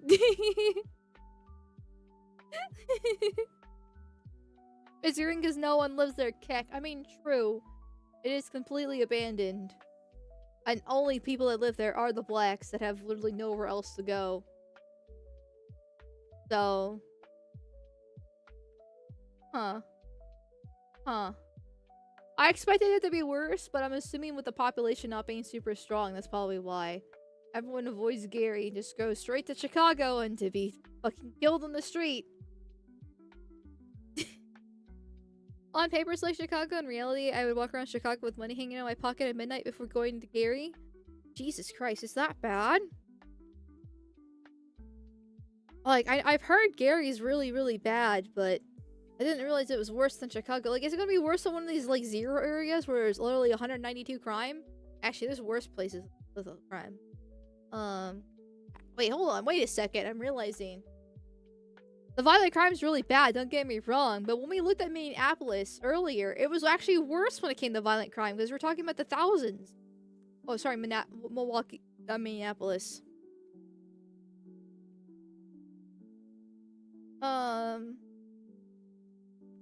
Yeah, 2,000. Jesus Christ. How is Milwaukee worse than Chicago? Or is, like, surely they have enough data from Chicago. It's fucking Chicago. Fuck. Oh, thank you, Mr. Cat Attack, for the $5 reduce. Thank you, thank you, thank you, thank you, thank you, thank you. There's a place across Chattahoochee called Phoenix, Alabama. Fort Benning's website explicitly told soldiers' family to avoid driving through it. Oh, that's in Georgia. Really? Well, okay, you said of Alabama, but Fort Benning's in Georgia.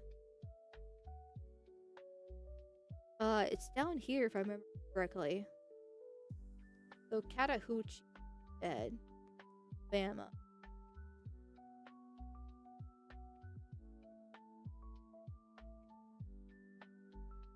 I guess I could probably just look it up instead. It's easy to look it up. Phoenix.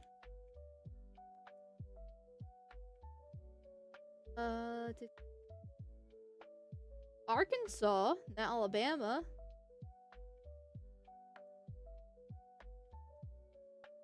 Did he spell Phoenix wrong? Because there's two ways to spell Phoenix.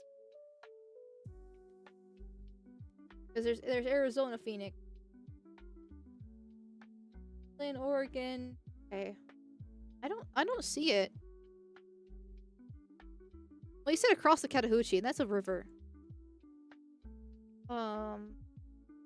Fuck, I don't know where it's at. I'm sorry. You're pretty good with maps for a woman, Amal? Well, I like geography. And I've been to like 30 some of the 50 states.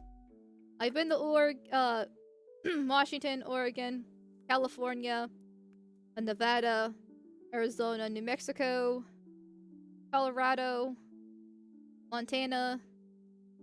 I've driven through Wyoming, North Dakota, South Dakota, Nebraska, Kansas, Wisconsin, Illinois. Have I been to Missouri? I think I've been to Missouri. Indiana, Kentucky, Michigan, Ohio, Tennessee, Georgia. Sorry, Georgia. This is Alabama. South Carolina, Florida. And then I think that's it. Have I been to West Virginia? I've been to Pennsylvania. So I've been to a good chunk of the states. And I do like I don't want to say I like to travel because that has the wrong connotation to it. That's what the horse say. But I like going, like, I like hiking, I like whitewater rafting. I like exploring, going to the mountains, the rivers, the forests, those kind of deals. So, that kind of deal. Yeah, you're actually half competent at this. You must like map games then? Yeah, they're not that bad. I like them. Oh, thank you, Atari, for the $20 reduce and your fucking foreign currency for LMAO. Well, thanks, Atari. Thank you.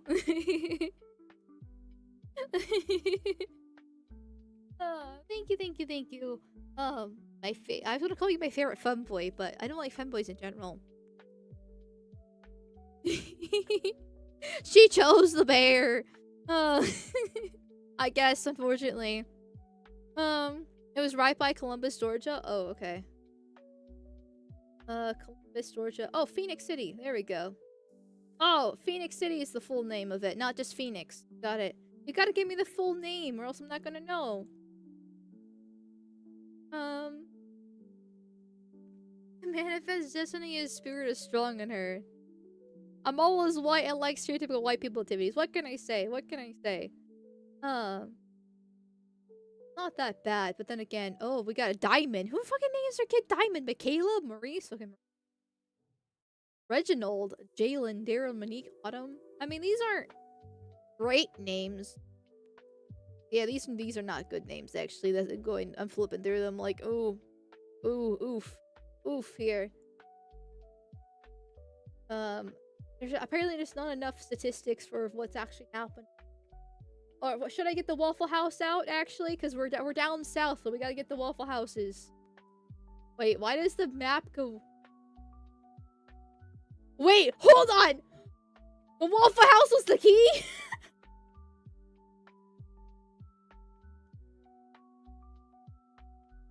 You're fucking kidding me! I forgot I had Waffle House turned off because there's not that many of them in the grand scheme of things.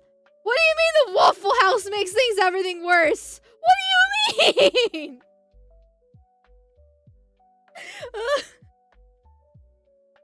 Holy fuck!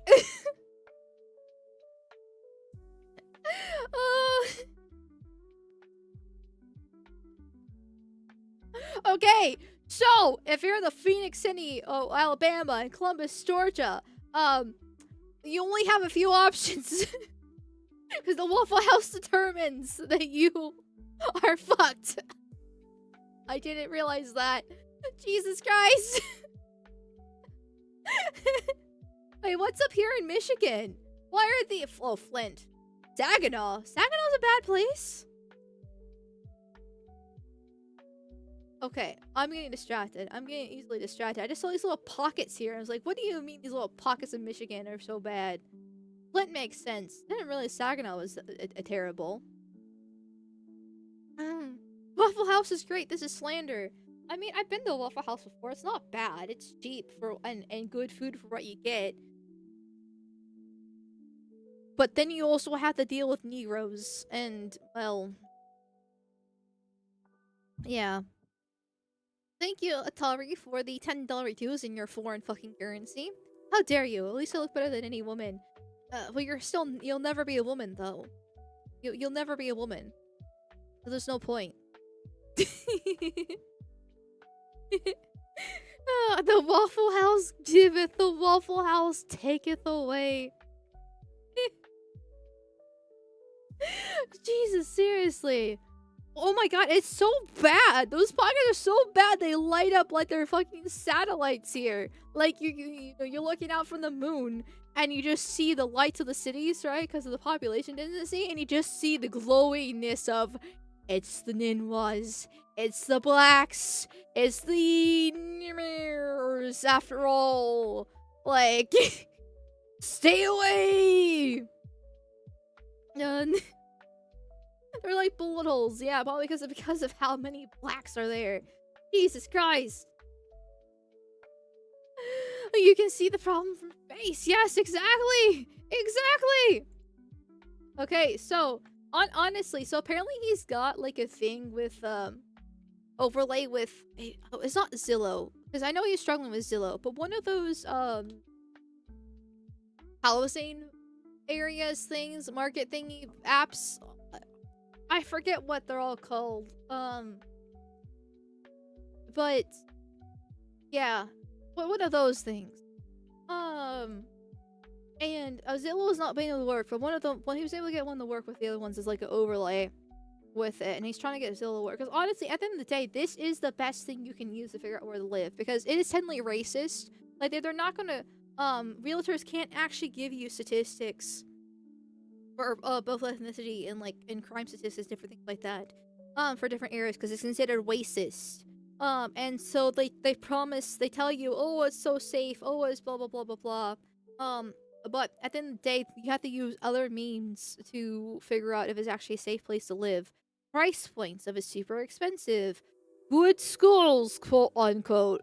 Good schools, walkable distances if it's or not, because usually if it's a walkable distance, it's probably not actually that safe because you're downtown. Like the different things like that to kind of figure out how bad an area is. But or you can just have this peace and quiet index and have it overlaid on your realtor app thingy, and you can figure things out much easier. So apparently the solution is just go out to the middle of fuck nowhere. Let's go to Wyoming. Wyoming is actually kind of pretty for being a more plain state. I know there's some mountains over here, in this area, but Wyoming is actually quite pretty. Lots of rivers and different things like that. Because I've driven through it. It's gorgeous. Or, just go live in Wyoming. There's nothing there. But that's the benefit of it. There's nothing. Actually, out of all the states, there really is the most nothing. I mean, maybe the Dakotas. Or, maybe even South Dakota is not that great, because it was this Sioux Falls. Okay, that makes sense. North Dakota is a little bit better, but it's probably because it's so far north. But yeah, I just have to go to the middle of fucking nowhere. Thank you, Clarky, for the $2 retos. Thank you. 14 the population light of 88% of your interactive map. Yes, actually! I mean, look at this thing! Look how bright it is over in the east. I mean, which is all the blacks are at. It's so fucking bad. I imagine Los Angeles is really bad too, but it's just... it's so fucking frustrating. The things you have to do to avoid not being fucking killed and robbed in America. A country literally built by whites, but the greatest country in the whole entire world. All that shit in shambles. And it's just this. Overlaying maps is white supremacy, true and real. Just avoid blacks, easy. But you have to fucking pay with your real dollars, though. My god. American Dream's literally just doing whatever you can to avoid in-laws? Actually, yes. I unfortunately live in an area that has more blacks than I care for, but I'm very lucky in the sense that I live in the countryside, and so I don't have to deal with them. And they're spreading, though. They're even within the nice part of town, because I have to drive fucking forever to get to town, right? And that's where the majority are at, of course, because they're fucking, urban jungle. Like the monkeys they are, they attracted to the urban jungle. And they're spreading to the nicer areas of town. I'm like, please leave my grocery store alone. I don't like to see you when I'm in getting my groceries.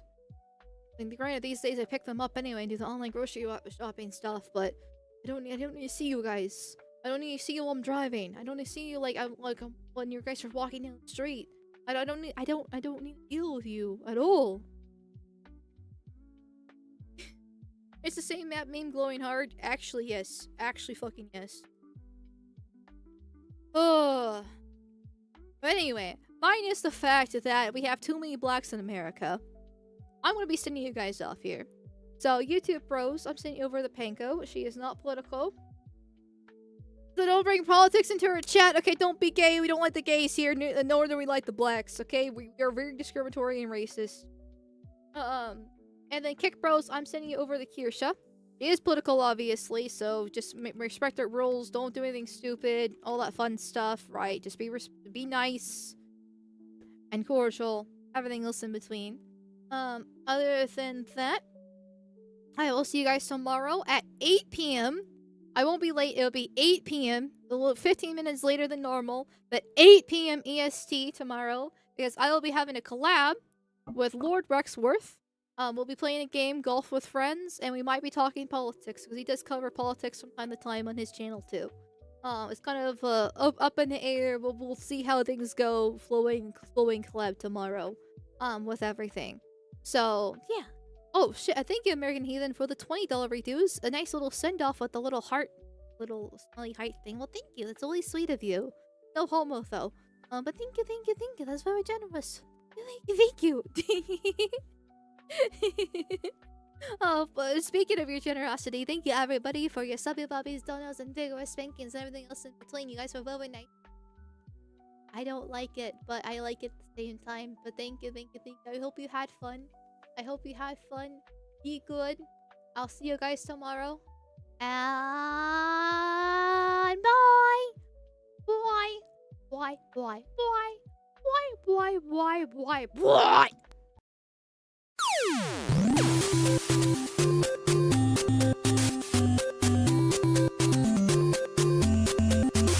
I mean, hey, if Pac-Man affected us as kids, we'd all be munching